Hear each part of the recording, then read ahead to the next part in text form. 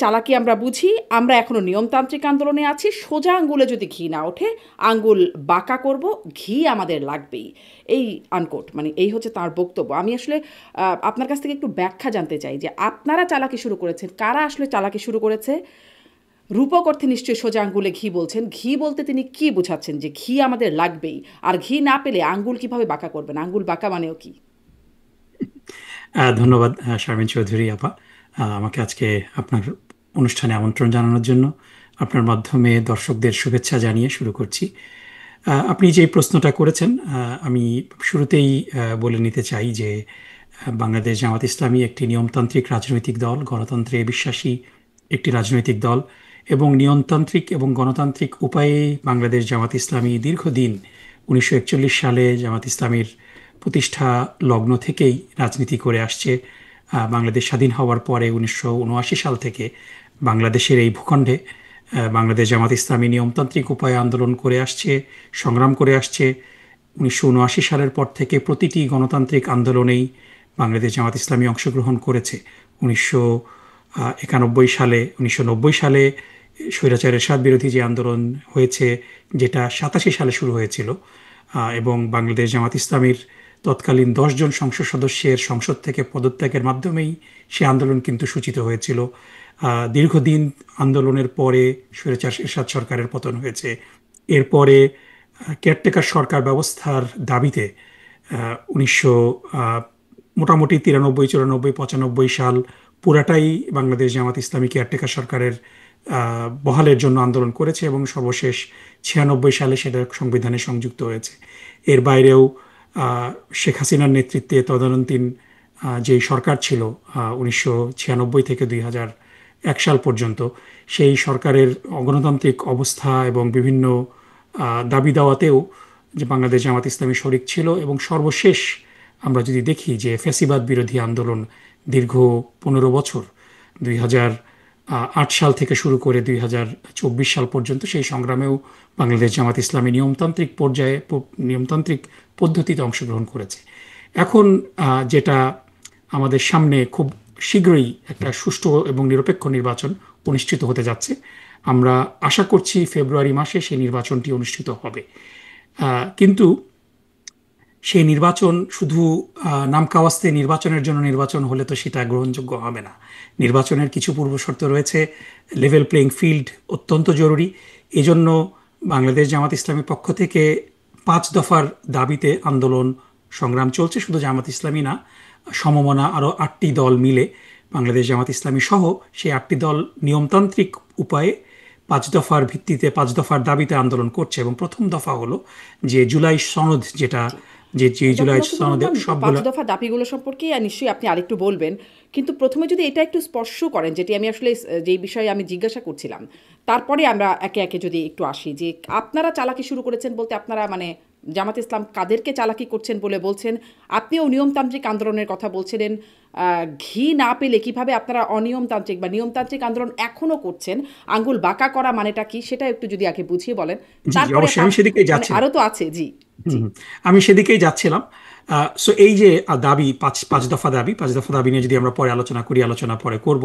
আমরা দেখছি যে জুলাই সনদ, যেটাতে অধিকাংশ রাজনৈতিক দল, 6টি রাজনৈতিক দল বাদে এনসিপি সহ বামপন্থী কিছু রাজনৈতিক দল সেই জুলাই সনদে স্বাক্ষর করেনি। অধিকাংশ রাজনৈতিক দলই স্বাক্ষর করেছে। এবং মেক নো মিস্টেক, যে জুলাই সনদটা সবার পছন্দ মতো হবে এটা না। 4টি বিষয়ে Bangladesh Jamaat Islami note of dissent দিয়েছে, বিএনপি সম্ভবত 16টি বিষয়ে নোট অফ ডিসেন্ট দিয়েছে। সো সবাই সব বিষয়ে একমত হবে সেটা না, কিন্তু মোটা দাগে জুলাই সনদের জুলাই সনদ একটা মোটামুটি সব দলগুলা কাছাকাছি জায়গায়, খুব বেশি ডিফারেন্স অফ ওপিনিয়ন নাই, এরকম একটা জায়গায় এসেছে। কিন্তু বিষয়টা হলো যে এই জুলাই সনদ যদি গণভোটের মাধ্যমে আইনি ভিত্তি না পায়, তাহলে পরে এই জুলাই সনদ শুধুমাত্র একটা কাগজি দলিল ছাড়া কিছুই হবে না। এবং এই জুলাই সনদের ভিত্তিতেই ফেব্রুয়ারি মাসে নির্বাচন হওয়াটা জরুরি। এবং এই বিষয়ে প্রধান উপদেষ্টা সহ অনেকেই একমত পোষণ করেন যে এই আহ, গণভোটটা খুব শীঘ্রই হওয়াটা দরকার।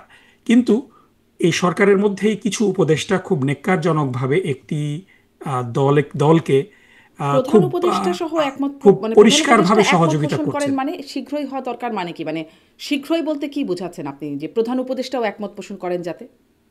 প্রধান উপদেষ্টার সাথে বাংলাদেশ জামাত ইসলামীর যে কয়বার আলোচনা হয়েছে এবং অন্যান্য দলের যে আলোচনা হয়েছে, নীতিগতভাবে সরকার মনে করে যে এই জুলাই সনদের আইনি ভিত্তিটা জরুরি নির্বাচনের জন্য। কিন্তু সরকারের মধ্যে থেকেই কয়েকজন উপদেষ্টা, এবং আমি উপদেষ্টাদের নাম তাদের প্রতি সম্মান রেখেই মেনশন করছি না, বাট বাংলাদেশের জনগণ বুঝতে পারছে যে কারা তারা। কিছু সংখ্যক 3 থেকে 4 জন উপদেষ্টা খুব ন্যক্কারজনকভাবে একটি দলের পক্ষ হয়ে তারা ভূমিকা পালন করছে এবং তাদের কারণেই না এই আসলে কিন্তু বুঝতে পারছি না, আমি নির্বাচনের বুঝতে পারছি না তিন গণভোট থেকে হচ্ছে না। চারজন উপদেষ্টা কারা যারা একটি দলের হয়ে কাজ করছে আমি আমি আমি ন্যাক্কারজনকভাবে। আমি তাদের নাম বলছি না, তাদের প্রতি শ্রদ্ধা রেখে আমি আশা করব যে তারা তাদের নিরপেক্ষ ভূমিকা পালন করবেন এবং মানে this is a warning for them. এবং বাংলাদেশের অধিকাংশ জনগণ বুঝতে পারছে যে এই 4 জন ব্যক্তি কারা। এবং এই 4 জন ব্যক্তিদের মধ্যে আপনারা দেখবেন যদি পরবর্তীতে সরকার গঠিত হয় এবং এই নির্বাচনে যদি বিএনপি ক্ষমতায় আসবে কিনা নিশ্চিত না, আপনারা দেখবেন যে বিএনপি প্রস্তাব করছে এই উপদেষ্টাদের মধ্যে থেকেই সেই 2-3 জনকে আহ, তাদের সরকারের মন্ত্রী করতে। আমি তাদের নাম নিতে চাচ্ছি না, কিন্তু বিষয়টা হয়েছে এখানে যে কিছু উপদেষ্টা বাড়াবাড়ি রকম অনিরপেক্ষতা তাদের ভূমিকার মাধ্যমে প্রকাশ করছেন। এ কারণেই নিয়মতান্ত্রিক আন্দোলন অর্থ এই না, সব একটা যে কথা বলা হয় যে সরলতাকে দুর্বলতা ভাববেন না। বাংলাদেশ জামাত ইসলামী নিয়মতান্ত্রিকভাবে আন্দোলন করছে তার অর্থ এই না যে অনিরপেক্ষ এবং অযৌক্তিক একটা সিদ্ধান্ত বাংলাদেশের জনগণের উপরে চাপিয়ে দেওয়া হবে এবং বাংলাদেশের জনগণ জামাত মানে ইসলামী সহ অনিরপেক্ষ বা যদি বলি পক্ষপাতিত্ব করছেন, তারা আসলে কারা আপনি বলছেন না, কিন্তু কিভাবে করছেন? আপনাদের পক্ষে না গেলে কি পক্ষপাতিত্ব বা অনিরপেক্ষতা বলছেন যাকে আপনি? এটা এটা ঠিক না, কিন্তু বিষয়টা হলো যে তাদের অনিরপেক্ষতার বিভিন্ন প্রমাণাদি যেমন? রয়েছে। যেমন আপনি যদি দেখেন যে একেবারে শুরুতেই যদি আমরা বলি যে আহ, আপনার এই গণভোটটাই একটা বড় বিষয়, যে সরকারের অধিকাংশ সদস্য একমত পোষণ করার পরও যেই কারণে আহ, আপনার গণভোটটা নির্বাচনের আগে হচ্ছে না, এটা তাদের একটা অনিরপেক্ষতার প্রমাণ। আর একটা বড় বিষয় যেটা, এবং 5 দফার মধ্যে বাংলাদেশ জামাত ইসলামীর এটা একটা বড় দাবি, যে লেভেল প্লেইং ফিল্ড, যে প্রশাসনে যে ডিসি এবং এসপি যারা বিভিন্ন জায়গায় আছে তাদের মধ্যে অনেকেই সেই জায়গাগুলোতে দীর্ঘদিন ধরে আছে এবং আপনারা দেখেছেন যে ইতিপূর্বে বাংলাদেশে যে নিরপেক্ষ নির্বাচনগুলো হয়েছে 1991 সালে, 96 সালে এবং 2001 সালে, এই 3টা নির্বাচনই আম, মোটামুটি সার্বজন স্বীকৃত নিরপেক্ষ নির্বাচন। এবং এই নির্বাচনের সবচেয়ে বড় এলিমেন্ট যেটা ছিল যে যেদিন কেয়ারটেকার সরকার ক্ষমতা গ্রহণ করেছেন তারা প্রশাসনকে একেবারে ঢেলে সাজিয়েছেন, রদবদল করেছেন, কারণ ডিসি এবং এসপি তাদের কিন্তু একটা ভূমিকা থাকে নির্বাচনে। এবং বাংলাদেশ জামাত ইসলামী সহ অন্য সব দলের পক্ষ থেকে এই দাবিটা খুব জোরালোভাবে দেওয়া হচ্ছে যে নির্বাচন শুরু হওয়ার আগে, তফসিল ঘোষণার আগে সমস্ত ডিসিএসপিকে বদলি করতে হবে এবং এটা করতে হবে র্যান্ডমলি, একেবারে লটারির ভিত্তিতে।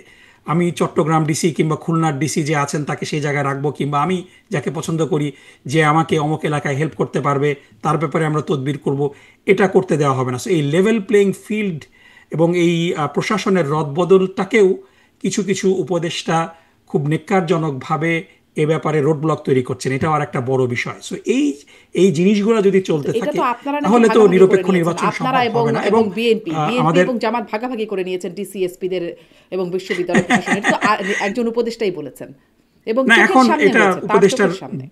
উপদেষ্টার ব্যক্তিগত মতামত। কিছু ডিসিএসপিদের তো ডেফিনেটলি আপনি যদি দেখেন যে বাংলাদেশের যারা এই বিসিএস প্রশাসনে যারা আছেন তারা সবাই একটা না একটা সময় বিভিন্ন বিশ্ববিদ্যালয়ের ছাত্র ছিলেন, ছাত্রী ছিলেন। তাদের অবশ্যই ছাত্র জীবনে তাদের একটা রাজনৈতিক ব্যাকগ্রাউন্ড আছে, কিন্তু এবং বিভিন্ন তারা ছাত্র জীবনে ইসলামী ছাত্র শিবির কিংবা জাতীয়তাবাদী ছাত্র দলের সদস্য হয়ে থাকতে পারে, এটা কোনো দোষ না। কিন্তু তারা যখন তাদের দায়িত্ব পালন করবেন সেখানে তারা সততা এবং নিরপেক্ষতার সাথে দায়িত্ব পালন করছেন কিনা এটা খুব গুরুত্বপূর্ণ কিন্তু বিষয়। ছাত্রলীগ যদি এবং ছাত্র আমরা দীর্ঘ জীবনে থাকে 1 বছর তাহলে ধরে দোষ। দেখেছি যে এটার ব্যতয় ঘটেছে অনেক হ্যাঁ, জায়গাতে। যদি মানে ছাত্র শিবির বা জাতীয়তাবাদী ছাত্র দলের মানে ছাত্র দল যদি করে তাহলে দোষের না, কিন্তু যদি শিক্ষা জীবনে ছাত্রলীগ করে থাকে তাহলে তাদের দোষের হবে। না, এখানে আরেকটা বিষয় যেটা আপনাকে মানে সব এই বিষয়গুলো এক পাল্লায় মাপা যাবে না, কারণ বিগত 15 বছরে এই সরকারি নিয়োগটাকে একেবারে দলীয়করণ করা হয়েছে, এবং যাদের স্পেশালি আমরা দেখেছিলাম যে আপনি যদি মানে কোন জেলা ভিত্তিক অধিকাংশ চাকুরিজীবী, পুলিশে স্পেশালি আপনারা যদি দেখেন, খুব খুব নেক্কারজনকভাবে আপনারা দেখবেন যে গোপালগঞ্জ এবং কিশোরগঞ্জের প্রাধান্য, যে কিশোরগঞ্জ থেকে আপনার প্রেসিডেন্ট এবং সাবেক প্রেসিডেন্ট দুজনই কিশোরগঞ্জের মানুষ ছিলেন, এবং গোপালগঞ্জ শেখ হাসিনার এলাকা হওয়ার কারণে। সো এই যে আহ, মানে অযোগ্য ব্যক্তিদেরকে শুধুমাত্র দলীয় বিবেচনায় আহ, সরকারি প্রশাসনে নিয়োগ করা এবং তাদের তাদের তাদের মাধ্যমে বিগত 15 বছরে ফ্যাসিজম প্রতিষ্ঠা করা, সো এটা ডেফিনেটলি এক পাল্লায় মাপা যাবে না। না, কিন্তু আমি যদি প্রশ্নটা সুতরাং একটু এই ঘুরিয়ে করি, বিষয়টাকে আমাদের ধরুন যদি আমি অবশ্য কনসিডারেশনে আনতে প্রসঙ্গের হবে। বাইরে যাচ্ছি, তারপরে যদি প্রশ্নটা একটু ঘুরিয়ে করি যে গোপালগঞ্জ আর কিশোরগঞ্জেও নিশ্চয়ই যোগ্য ব্যক্তি আছেন, মানে গোপালগঞ্জ বা না, অবশ্যই কিশোরগঞ্জ বলে অবশ্যই যোগ্য হবেন না কিশোরগঞ্জ এমন তো এবং কথা নাই। গোপালগঞ্জে যোগ্য তারা ব্যক্তি কি আছে, এখন কিন্তু থাকতে পারবেন? তারা কি যেতে পারবেন মানে এই এখন তাদের পদগুলোতে? সবাইকে তো এখন ম্যাস এক্সোডাস তো হয়নি, আমরা কি দেখেছি যে একেবারে পার্জ হয়েছে প্রশাসনে শুধুমাত্র।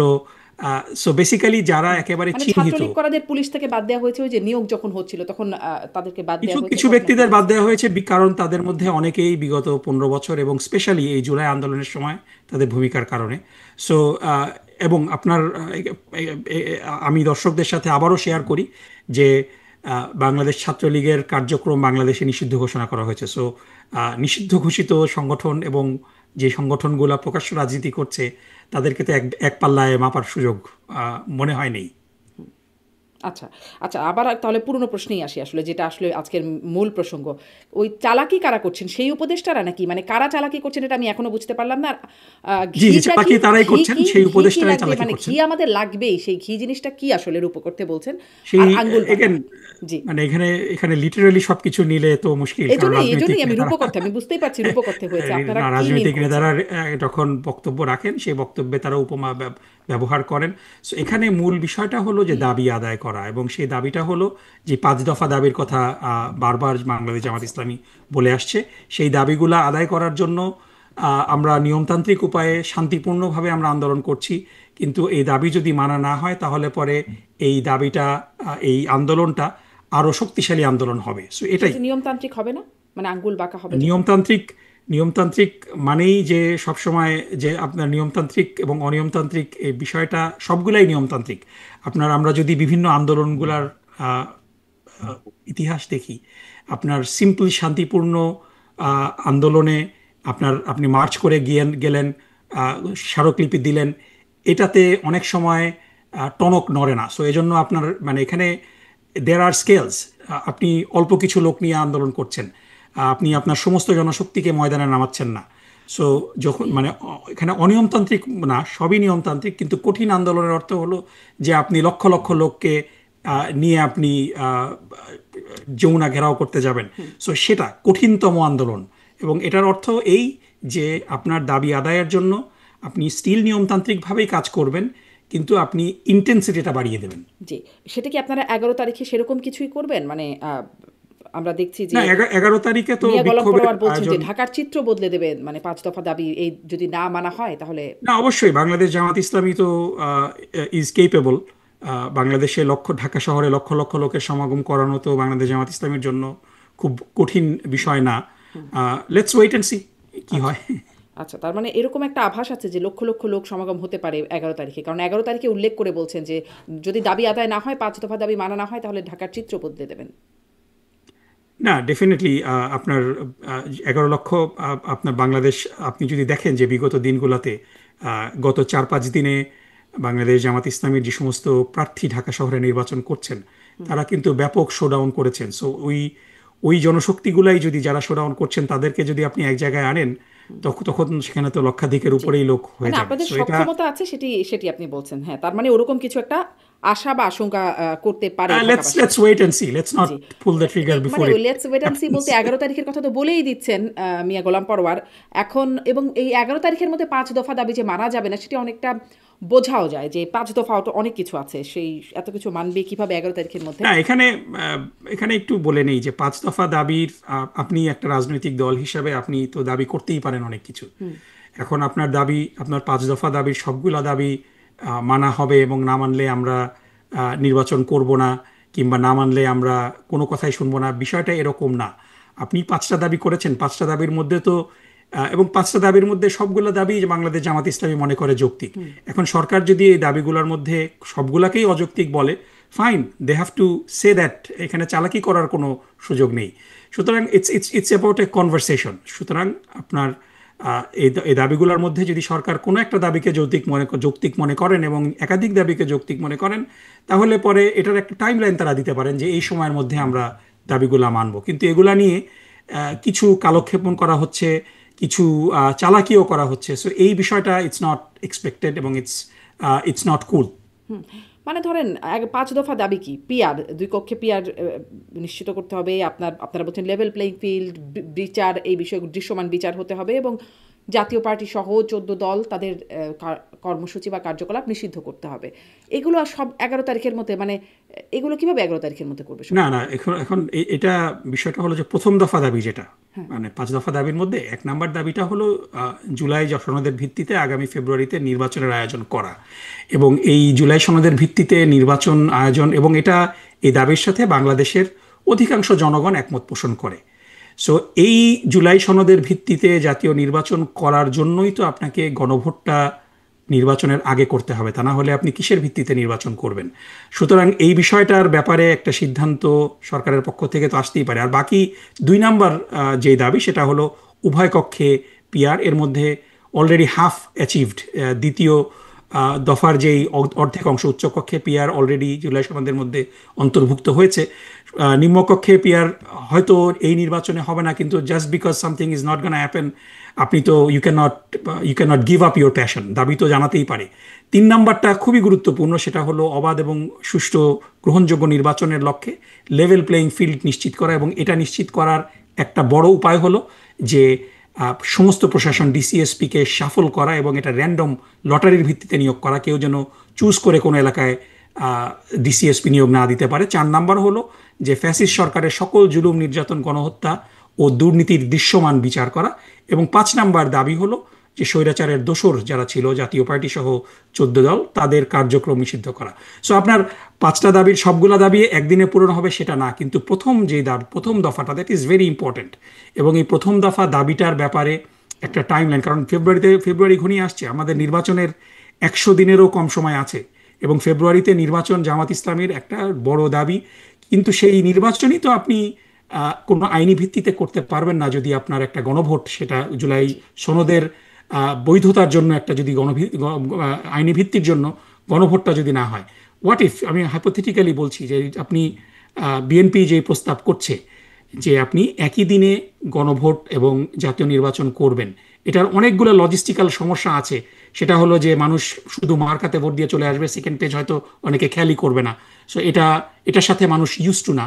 কিন্তু সবচেয়ে বড় সমস্যা হলো যে হোয়াট ইফ সেই গণভোটে না জয়যুক্ত হয়, তাহলে তো নির্বাচনটাই একটা প্রশ্নবিদ্ধ নির্বাচন হয়ে যাবে, কারণ সেই নির্বাচনের কোনো আইনি ভিত্তি থাকবে না। সুতরাং এই আইনি ভিত্তিটা, গণভোটে না হলে নির্বাচনই কেন প্রশ্নবিদ্ধ হবে? কারণ নির্বাচন কিসের ভিত্তিতে নির্বাচন হচ্ছে? জাতীয় নির্বাচনের মতো হয়ে গেল, গণভোটটা না, নির্বাচন তো নির্বাচনের মতো হতে পারবে না, কারণ নির্বাচন তো কোনো একটা সাংবিধানিক কাঠামোর মধ্যে দিয়ে হতে হবে। এখন যেই কাঠামোর মধ্যে আছে, ডেফিনেটলি কেয়ারটেকার সরকারের হবে, সেভাবেই তো, মানে সেই সাধারণভাবেই নির্বাচন হবে। সাথে একটা বিশেষ, যদি বিএনপি যেটা বলছে, আর একটা বিষয় থাকবে, সেটি হচ্ছে গণভোটের যেটি। কিন্তু নির্বাচনটা কিসের ভিত্তিতে হচ্ছে? কারণ বাংলাদেশে ট্রেডিশনাল কনস্টিটিউশনাল যেই চেঞ্জ অফ গভর্নমেন্ট আছে, সেখান থেকে তো আমরা একটা ব্রেক নিয়েছি। বাংলাদেশে সংবিধানে বর্তমানে অন্তর্বর্তীকালীন সরকার বলে কোনো কিছু নাই। ডেফিনেটলি হাইকোর্টের একটা রায়ের মাধ্যমে তত্ত্বাবধায়ক সরকার পুনর্বহাল হয়েছে, কিন্তু তত্ত্বাবধায়ক সরকারের মেয়াদ তো 90 দিন। এই 1.5 বছরের বেশি সময় মেয়াদের তো কোনো অন্তর্বর্তী সরকারের কোনো বিধান সংবিধানের মধ্যে নেই। সো জুলাই চার্টার যখন গণভোটের মাধ্যমে আইনি ভিত্তি পাবে, তখন নির্বাচনটা কিন্তু এই জুলাই চার্টারের ভিত্তিতে নির্বাচনটা হচ্ছে। সুতরাং আপনার কোনো আইনি জটিলতা থাকলো না। না, কিন্তু এর আগে হয়েছে না ১/১১ সরকার বা তত্ত্বাবধায়ক ১/১১ সেই সেনা না শাসিত না, সরকার, সেগুলো তো হয়েছে তারপরে তো সেটিকে বৈধতা দেওয়া হয়েছে, তো এই সরকার পরের সরকার এসে না, বৈধতা দেবে? বিষয়টা হলো যে নজিরবিহীন তো না বিষয়টা।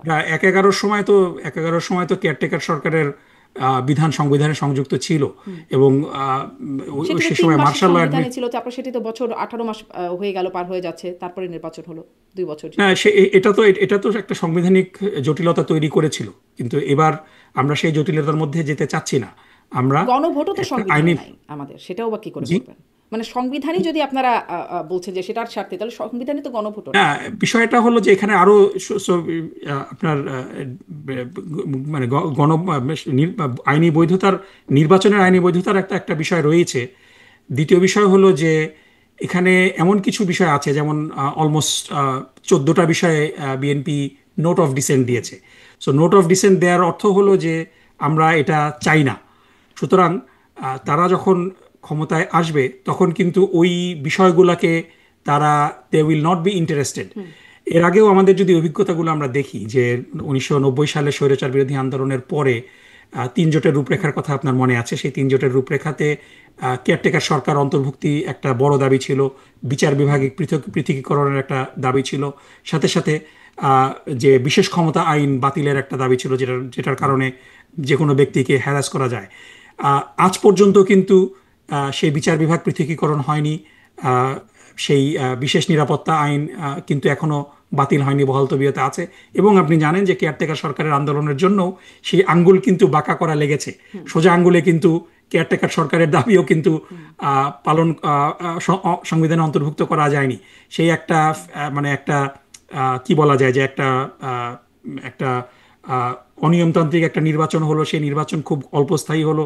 সেই নির্বাচনের মাধ্যমে ভ্যালিডেট করে কেয়ারটেকার সরকারের দাবি বাস্তবায়িত হয়েছিল। প্রশ্নটা সো আমার ছিল এই যে যে বিষয়গুলো, গণভোটের সো সাথে, মানে এটা জাতীয় একটা একটা নির্বাচনের রাজনৈতিক বৈধতা দল কিভাবে যখন গণভোট ক্ষমতায়, হবে, এটা আমার প্রশ্ন ছিল। কিন্তু আপনি যখন এই প্রসঙ্গ বলছেন যে কেয়ারটেকারের জন্য আপনাদের আঙ্গুলটা বাঁকা করতে হয়েছিল, কিন্তু তারপর যখন কেয়ারটেকারটা বিতর্কিত হয়ে গেল, সেই যে বিচারপতিদের বয়স বাড়িয়ে দেওয়া হলো, বিচারপতি কে এম হাসান সেটি নিতে অস্বীকার করলেন, তারপরে সংবিধানের সবগুলো বিকল্প, 4টি বিকল্প বাদ রেখে ইয়াজউদ্দিন আহমেদ হয়ে গেলেন প্রধান নির্বাচন কমিশনার। একপাক্ষিক একটা নির্বাচন যখন হতে যাচ্ছিলেন, তখন একে একে উপদেষ্টারা পদত্যাগ করছিলেন। তখন সেই সময় বা সেই আন্দোলনে, তখন যখন আওয়ামী লীগ আন্দোলন করছিল এইটার বিরুদ্ধে, কে এম হাসানের মানে বিচারপতিদের বয়স বাড়ানো, কে এম হাসানকে প্রধান বিচারপতি করা, বা ইয়াজউদ্দিন আহমেদ যখন প্রেসিডেন্ট যখন তত্ত্বাবধায়ক সরকার প্রধান হয়ে গেলেন, তখন তো আবার আপনারা আঙ্গুল, মানে বাঁকা আঙ্গুলটাকে সোজা করতে চাচ্ছিলেন, অপর পাশে ছিলেন। না, এটা এভাবে সরলীকরণ করাটা মনে হয় ঠিক হবে না। ডেফিনেটলি এটা দুঃখজনক। আপনি যেই প্রেমিসটা বললেন, এটা ডেফিনেটলি আমি একেবারে উইদাউট এনি হেজিটেশন আমি বলবো যে ইট ওয়াজ আনফর্চুনেট। বিচারপতিদের বয়স নিয়ে যেই কাজগুলো করা হয়েছে, সেই কাজগুলো খুবই দুঃখজনক। ডেফিনেটলি সে সময় বাংলাদেশ জামাত ইসলামী সেই জোটের শরিক ছিল। প্রাইভেটলি বাংলাদেশ জামাত ইসলামী, আমি দায়িত্ব নিয়ে বলতে পারি যে বাংলাদেশ জামাত ইসলামী বিষয়টা পছন্দ করেনি, কিন্তু পাবলিকলি তারা কোনো স্টেটমেন্ট দেওয়ার মতো অবস্থায় সে সময় ছিল না। সো এটা হলো একটা বিষয়। এই কারণেই জুলাই সনদটা দরকার, যে স্টেটমেন্ট আপনি না ইচ্ছা দিলেও করলেই। আওয়ামী লীগ যখন আন্দোলন করছিল, তাদের সেই মানে না, আমি সেখানে যাচ্ছি। সহিংস আওয়ামী আন্দোলন, লীগের, তখন তার আন্দোলনের অপরপক্ষে আপনারা ছিলেন, আপনাদের সাথেই এই না আমরা সহিংসতা। না, আওয়ামী লীগের আন্দোলন তো এটা কোনো ওখানে আমরা আসছি যে এই মানে আপনার এই বিচারপতির বয়স বাড়ানো, এই বিষয়গুলো খুব আনফর্চুনেট এবং এটা করা হয়েছে, এটা এটা হঠকারী বলতে হবে।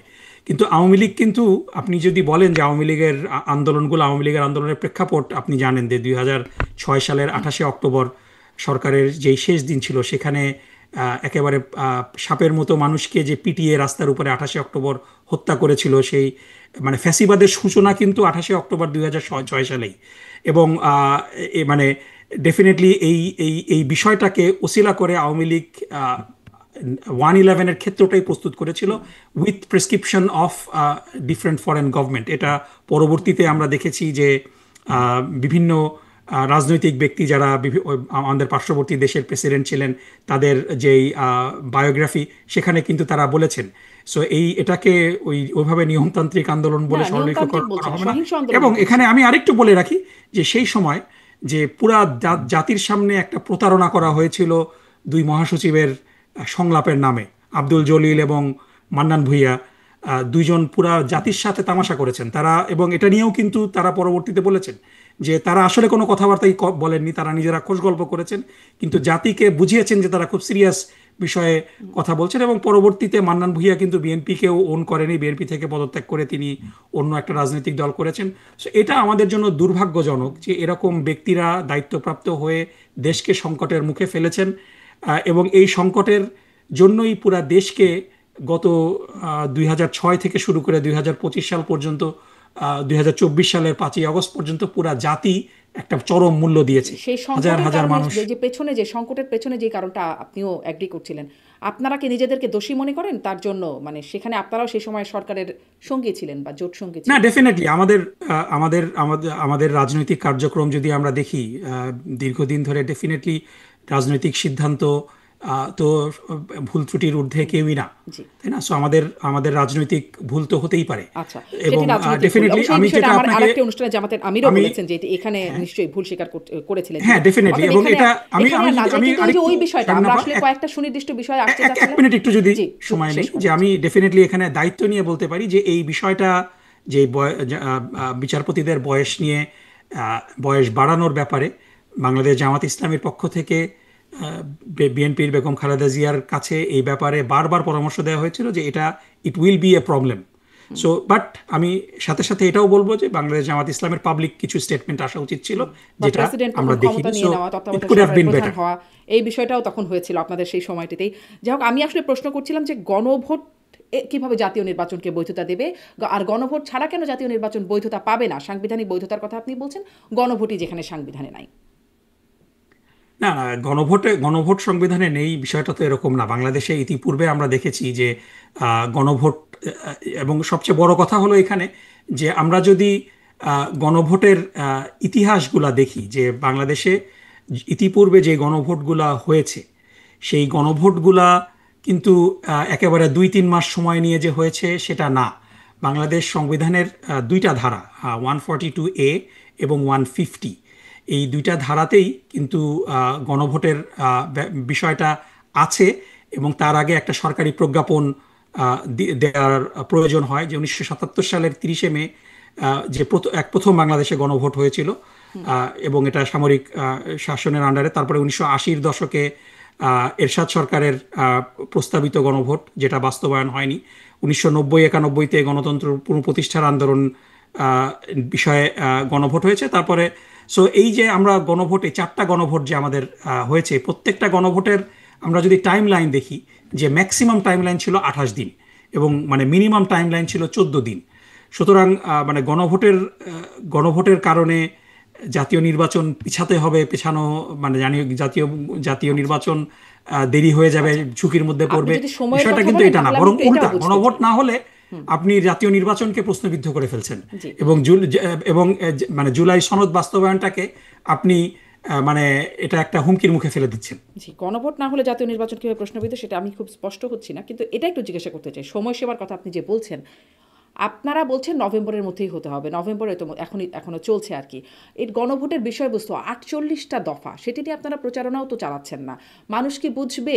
আমি মানে মানে গণভোটের এই 48 দফাতে কি আছে? সংবিধান সংস্কার, যেখানে বাংলাদেশের 23% মানুষের সাক্ষরতা জ্ঞানী নাই, সেখানে সংবিধানের এই মানে 48টা সংস্কার সম্পর্কে গণভোট নেবেন, গণমানুষ বুঝতে পারছে 48টা বিষয়? এটা তো গণভোটের যখন তফসিল ঘোষণা করা হবে তখন এটার দায় দায়িত্ব তো সরকার এই 48টা দফা নিয়ে তারা প্রচার প্রচারণা করবে। এবং মানে ডেফিনেটলি একটা তো আপনি মানে ঠিক আছে, আমি বুঝলাম যে মানুষ বোঝে না, তাহলে পরে কি জুলাই চার্টারের দরকার নেই? আপনি জুলাই চার্টারকে কিভাবে মানে সাধারণ মানুষকে মনে হয় যে এত আন্ডার এস্টিমেট করাটাও মনে হয় ঠিক না। ডেফিনেটলি দফাগুলা অনেক, কিন্তু বাংলাদেশের মানুষ যথেষ্ট সচেতন, এবং ডেফিনেটলি যদি বাংলাদেশের মানুষ না আপনি বুঝে ভোট বিশ্বাস দিবে না করেন, মানে কিংবা আপনি না ভোট দেবে। আপনি ধরেন আপনি বাংলাদেশের সাধারণ মানুষ, রিক্সাওয়ালা, যারা বেবি ট্যাক্সি চালাচ্ছে, যারা দোকানে মুদি দোকানে বসছে, এমনকি যারা আমাদের গণমাধ্যম কর্মীরা আছেন, আমরাও 48টা দফা সম্পর্কে জানি না। আমি আমার বিশ্লেষকরা যারা কথা বলেন এর উপরে, তাদেরকেও জিজ্ঞাসা করি আপনারা 48টা দফা পড়েছেন, জানেন? তারাও আসলে অ্যাপারেন্টলি একটা ধারণা রাখছেন, তারা জানেন না 48 দফায় কি আছে। সেখানে আপনি কিভাবে আশা করছেন যে বাংলাদেশের এই গণমানুষ 48টা দফা বুঝে গেছে? সো তাহলে আমি আপনাকে পাল্টা প্রশ্ন করি। সো 48 দফা খুব কমপ্লিকেটেড, মানুষ বোঝে না। মানে তার অর্থ এটা কি এটাই দাঁড়ায় যে আমার তাহলে জুলাই চার্টারের গুরুত্ব নেই, না, এটাকে তা বাস্তবায়ন না। আমরা করব না? সেটি আসলে গণভোটের যোগ্য কিনা সেটা আমি জিজ্ঞাসা করছি। গণমানুষ না, যদি না গণভোট বোঝে তো তাহলে হতে, গণভোট কিভাবে হবে? না মানে আপনি মানুষের মতামত নেয়ার তো উপায় হলো কয়েকটা, যে আপনি যদি নির্বাচনের দিনও গণভোটে দেন, সেই প্রশ্নটা তো রয়ে যায় যে তাহলে তখন এখন বুঝবে না মানুষ জি, আপনি নির্বাচনের দিন সময় গণভোট নিয়ে দিলেন। প্রশ্ন না, গণভোট নিয়েই প্রশ্ন, আসলে আমি প্রশ্নটা গণভোট নিয়েই করছি। না, আ- আর বিষয়টা হলো যে গণভোটে তো মানে ডেফিনেটলি যে আমেরিকাতে আপনি আছেন যে প্রত্যেকটা নির্বাচনেই কিন্তু দেয়ার আর মেনি কোয়েশ্চেন্স। এখন খুব ভালো হতো যে 48টা কোশ্চেনের উপরেই যদি সেপারেটলি হ্যাঁ না দেওয়া যেত, তাহলে পরে it would have been better. কিন্তু আপনি যেটা বললেন যে it will become too complicated, এজন্য it has to come as a package. এবং সেই প্যাকেজটা 48টা দফার মধ্যে সবগুলো দফা কিন্তু মানে ওই রকমভাবে মিনিংফুল না। আপনার গুরুত্বপূর্ণ দফাগুলো হলো যে কেয়ারটেকার সরকার ব্যবস্থার পুনর্বহাল, তারপরে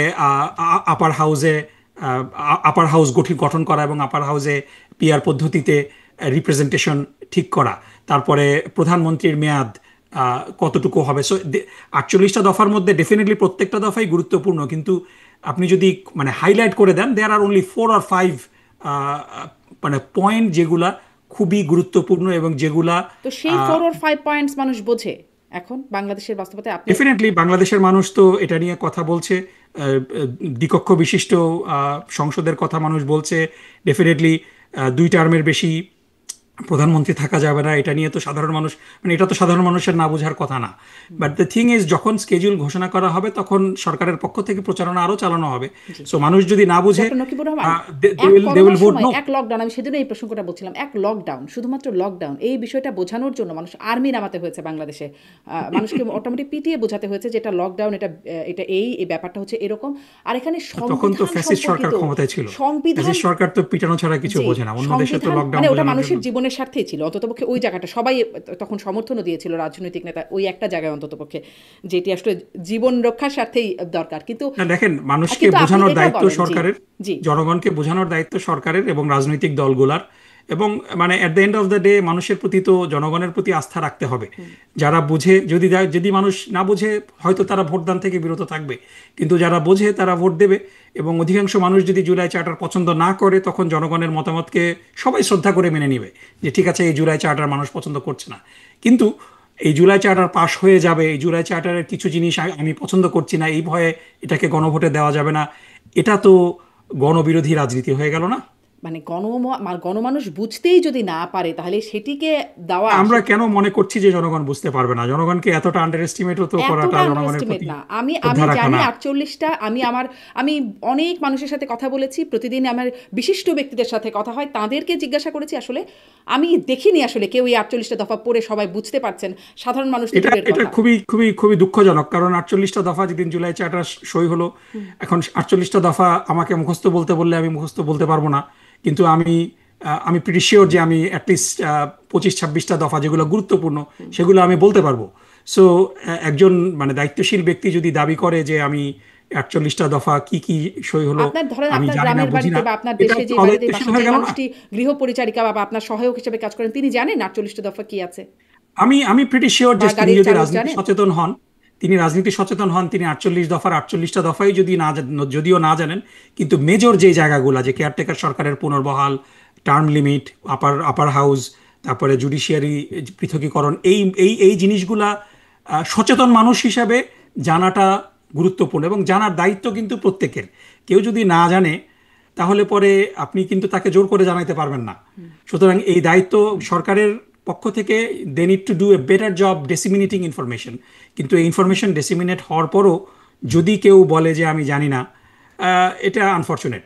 মানে স্পেশালি দায়িত্বশীল ব্যক্তিদের পক্ষ থেকে যদি এই কথাগুলো বলা হয়, এটা মানে মানে এখন দেখেন, মানে আপনাকে বলাটা আমার দায়িত্ব, কিন্তু আপনাকে আমি বলার পরও যদি আপনি জিনিসটা সেই ওই মানে সেই গল্পের মতো যে যদি কেউ না বুঝে কোনো কিছু, কেউ যদি মানে জেগে ঘুমাতে চায়, তাকে তো আপনি কিভাবে ঘুম পাড়াবেন?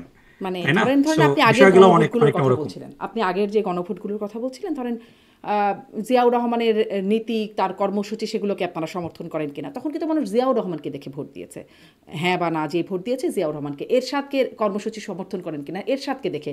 তার কর্মসূচি বা তার দফাগুলো কি সেগুলো হয়তো মানুষ দেখে নাই। মানুষ ধরে নির্বাচনে যখন ইশতেহার দেয়, সেই ইশতেহারও মানুষ কিন্তু আসলে জানে না ইশতেহারে কি আছে, ওই মানুষটাকে দেখে ভোট দেয় বা লিডারকে দেখে ভোট দেয়। এখানে তো কোনো লিডার নাই। মানে বাংলাদেশের বাস্তবতাটা তো এভাবে করে আমরা এতদিন দেখে এসেছি। এখানে তো লিডারটা হলো এই জুলাই আন্দোলন যে শহীদরা করেছে এবং গাজীরা করেছে, তাদের তাদের প্রতি শ্রদ্ধা। এটা তো একেবারে মানুষের কাছে এই স্মৃতিটা তো খুব ভিভিড না। সুতরাং সেই জুলাই আন্দোলন করে সেই জুলাই আন্দোলনের ফলে যেই ফ্যাসিবাদ বাংলাদেশের জনগণ বিদায় করেছে। সো জুলাই চার্টারের তো উদ্দেশ্যটা হলো যে সেই ফ্যাসিবাদ যেন বারবার চলে না আসে। কারণ let's just be honest at some point যে কোনো দলীয় সরকার এই জুলাই চার্টার বাস্তবায়ন করবে না। এটা এটা মানে এটা কারোর প্রতি অবিশ্বাস না। This is how it is. আমি রাজনৈতিক দলগুলোর প্রতি পূর্ণ সমর্থন, পূর্ণ শ্রদ্ধা রেখেই বলছি যে রাজনৈতিক দলগুলোর অনেক স্টেক হোল্ডার থাকে, অনেক ফাইন্যান্সিয়াল ডোনার থাকে, যারা তাদের স্বার্থে আঘাত আসে এরকম কোনো কিছু রাজনৈতিক দল করুক এটা চায় না। আমি প্রিটি শিওর যে বিএনপির অধিকাংশ সদস্য বিচার বিভাগের পৃথকীকরণ চায়, কিন্তু আমরা দেখেছি যে এটা কিন্তু বিএনপি যখন ক্ষমতায় ছিল তখন এটা হয়নি। সো এই যে জায়গাগুলো যে একটা নির্দলীয় কেয়ারটেকার গভর্নমেন্ট, ইন্টারিম গভর্নমেন্টের পক্ষে যে জিনিসটা বাস্তবায়ন সম্ভব, সেটা কিন্তু একটা দলীয় সরকারের জন্য অনেক চ্যালেঞ্জিং। এ কারণেই এই চার্টারটার একটা আইনি ভিত্তিটা খুবই জরুরি। কারণ বেসিক্যালি বিএনপি যেটা বলছে, trust me, I will do it when I come to power। সেটাই দলীয় সরকারকেই করতে হবে তো বাস্তবায়নটা, তাই না? যদি না বাস্তবায়ন কিন্তু এটার আইনি ভিত্তি যখন হয়ে যাবে, বাস্তবায়ন তো পরের কথা। আপনার যদি ভিত্তিটাই না থাকে আইনি ভিত্তি, তাহলে তো ইভেন আপনি এটাকে আইনি ভিত্তি দেওয়ার জন্য চেষ্টাও করবেন না। বাস্তবায়ন তো আরো পরের কথা। মানে আইনি ভিত্তি হওয়ার পরও বাস্তবায়নটা ইজ এ টাফ থিং। এটাকে এনশিওর করতে হবে জনগণের। কিন্তু আপনার যদি আইনি ভিত্তিটাই না থাকে, তাহলে আপনি কিসের বেসিসে সরকারকে বাধ্য করবেন মানতে? আর যেগুলোর আইনি ভিত্তি ছিল, আমরা দেখেছি আমাদের শাসকরা সেই আইনি ভিত্তির বাইরে গিয়ে কাজ করেছে। আইনি ভিত্তিটা অবশ্যই মানে ম্যাটার করে। I am not disputing you on that. এই কারণে আইনি বলছেন না ডক্টর নকিবুর রহমান যে মানুষকে তো আন্ডারএস্টিমেট কেন করছেন বা মানুষ বুঝবেন এটা আমি কেন ভাবছি। আপনার নিশ্চয়ই মনে আছে চ্যাথাম হাউসের ডক্টর ইউনুস, তিনি যখন বক্তব্য দিচ্ছিলেন, তাকে যখন সঞ্চালক প্রশ্ন করছিলেন, সাংবাদিক, যে কেন মানুষের উপরে ছেড়ে দেওয়া হচ্ছে না, যে মানুষ ভোট দিয়ে তার কোন সেট তার পছন্দ হচ্ছে সেটা বাছাই করুক, তখন তিনি বলছিলেন মানুষ যদি বুঝতো পিআর কি, উচ্চকক্ষ কি, নিম্নকক্ষ কি, তাহলে তো ভালোই হতো। মানুষ এগুলো বোঝে না, টাকার বিনিময়ে ভোট দেয় মানুষ। আপনি বলছেন প্রধান উপদেষ্টাও শিগগিরই এটি বাস্তবায়নের কথা বলছেন। তো তিনি যদি এই বোধটা তার থাকে, তাহলে আপনারা কিসের উপরে মানে আন্ডারএস্টিমেট আসলে? এই কারণেই তো আপনি মানে এখানে আমি তার সাথে ডিসএগ্রি করছি না, এবং আমার কথাটাও এটার সাথে ডিসএগ্রিমেন্ট না। আমি বলছি এই কারণেই তো আপনি 48টা ভোট ইয়েস নো করতে বলছেন না মানুষকে। আপনি you are presenting it as a package, so it will live or die as a package. So এতটুকু তো ট্রাস্ট করা যায়। জি, এতটুকু তো ট্রাস্ট করা যায়। হ্যাঁ, না ওটা না। বেসিক্যালি আপনি যদি না বোঝেন আপনি ভোট দেবেন না। মানে ইউ হ্যাভ অ্যান অপশন, মানে ইউ হ্যাভ 3 অপশনস। আপনি যদি না বোঝেন আপনি ভোট দিতে যাবেন না। আপনি যদি বোঝেন, এগ্রি করেন, আপনি হ্যাঁ ভোট দেবেন। আপনি বুঝে যদি ডিসএগ্রি করেন, আপনি না ভোট দেবেন, তাই না? It's a package. সো এই প্যাকেজের মধ্যে আপনি যদি ধরেন, মানে মূল বিষয় যেটা হয় যে আমাদের জোহরান মামদানির একটা কথা আমি এখানে কোট করি। তিনি যখন জিমি ক্যামেল শোতে এসেছিলেন, না সরি কোবেয়ারের শোতে, তখন খুব সুন্দর একটা কথা বলেছেন যে আমার সাথে সবাই 100% এগ্রি করবে এটা আমি মনে করি না। সো তিনি বলছিলেন যে আমার 16টা বিষয়ের মধ্যে যদি কেউ 10টা বিষয়ে এগ্রি করে, আমি বলবো যে ভোট ফর মি। যদি আমার সাথে 16টা বিষয়ের মধ্যে 16টা বিষয় এগ্রি করে, I will ask him to see a doctor. So বিষয়গুলো কিন্তু এরকম যে 48টা দফার মধ্যে সবাই 48টা দফাতেই এগ্রি করবে এটা কিন্তু না। কিন্তু 48টা দফার মধ্যে যদি কেউ 45টা দফায় এগ্রি করে, 40টা দফায় এগ্রি করে, ইভেন 30টা দফায় এগ্রি করে, অর্ধেকের বেশি এগ্রি করে, আমি মনে করি যে তারা হ্যাঁতে ভোট দিতে পারে, তাই না? সো সবাই, এটাই তো গণতন্ত্রের সৌন্দর্য। সব বিষয়ে আমি একমত হব না, কিন্তু এতদিন ধরে ঐক্যমত কমিশনে সবাই মিলে একটা জায়গায় এসে পৌঁছিয়েছে। প্রায় 200-র উপরে প্রস্তাব ছিল, সেখান থেকে 48টা বিষয় ন্যারো ডাউন করেছে, এবং 48টার মধ্যেও অনেকের কিছু কিছু জায়গায়, এবং নোট অফ ডিসেন্ট যেগুলোতে দেওয়া হয়েছে, এটা কিন্তু এ কারণেই নোট অফ ডিসেন্ট দেওয়া হয়েছে যে পুরাপুরি কিন্তু ভিন্ন, মানে এটা পুরাপুরি বিরোধিতা না, এটার একটা ভার্সন তারা পছন্দ করে, পুরাটুকু পছন্দ করে না। সো এই তো জায়গাটাতে তো এটাই কি রাজনৈতিক গণতান্ত্রিক দলগুলো, হতো না যে আপনারা ক্ষমতায় গেলে আপনাদের নোট অফ ডিসেন্টটা পালন করবেন না, বাকিটুকু করবেন, আর না না এটা, বিএনপি গেলে বিএনপিটা পালন করবে না, বাকিটুকু করবে? সেটাই কি না এটা, গণতান্ত্রিক হতো না?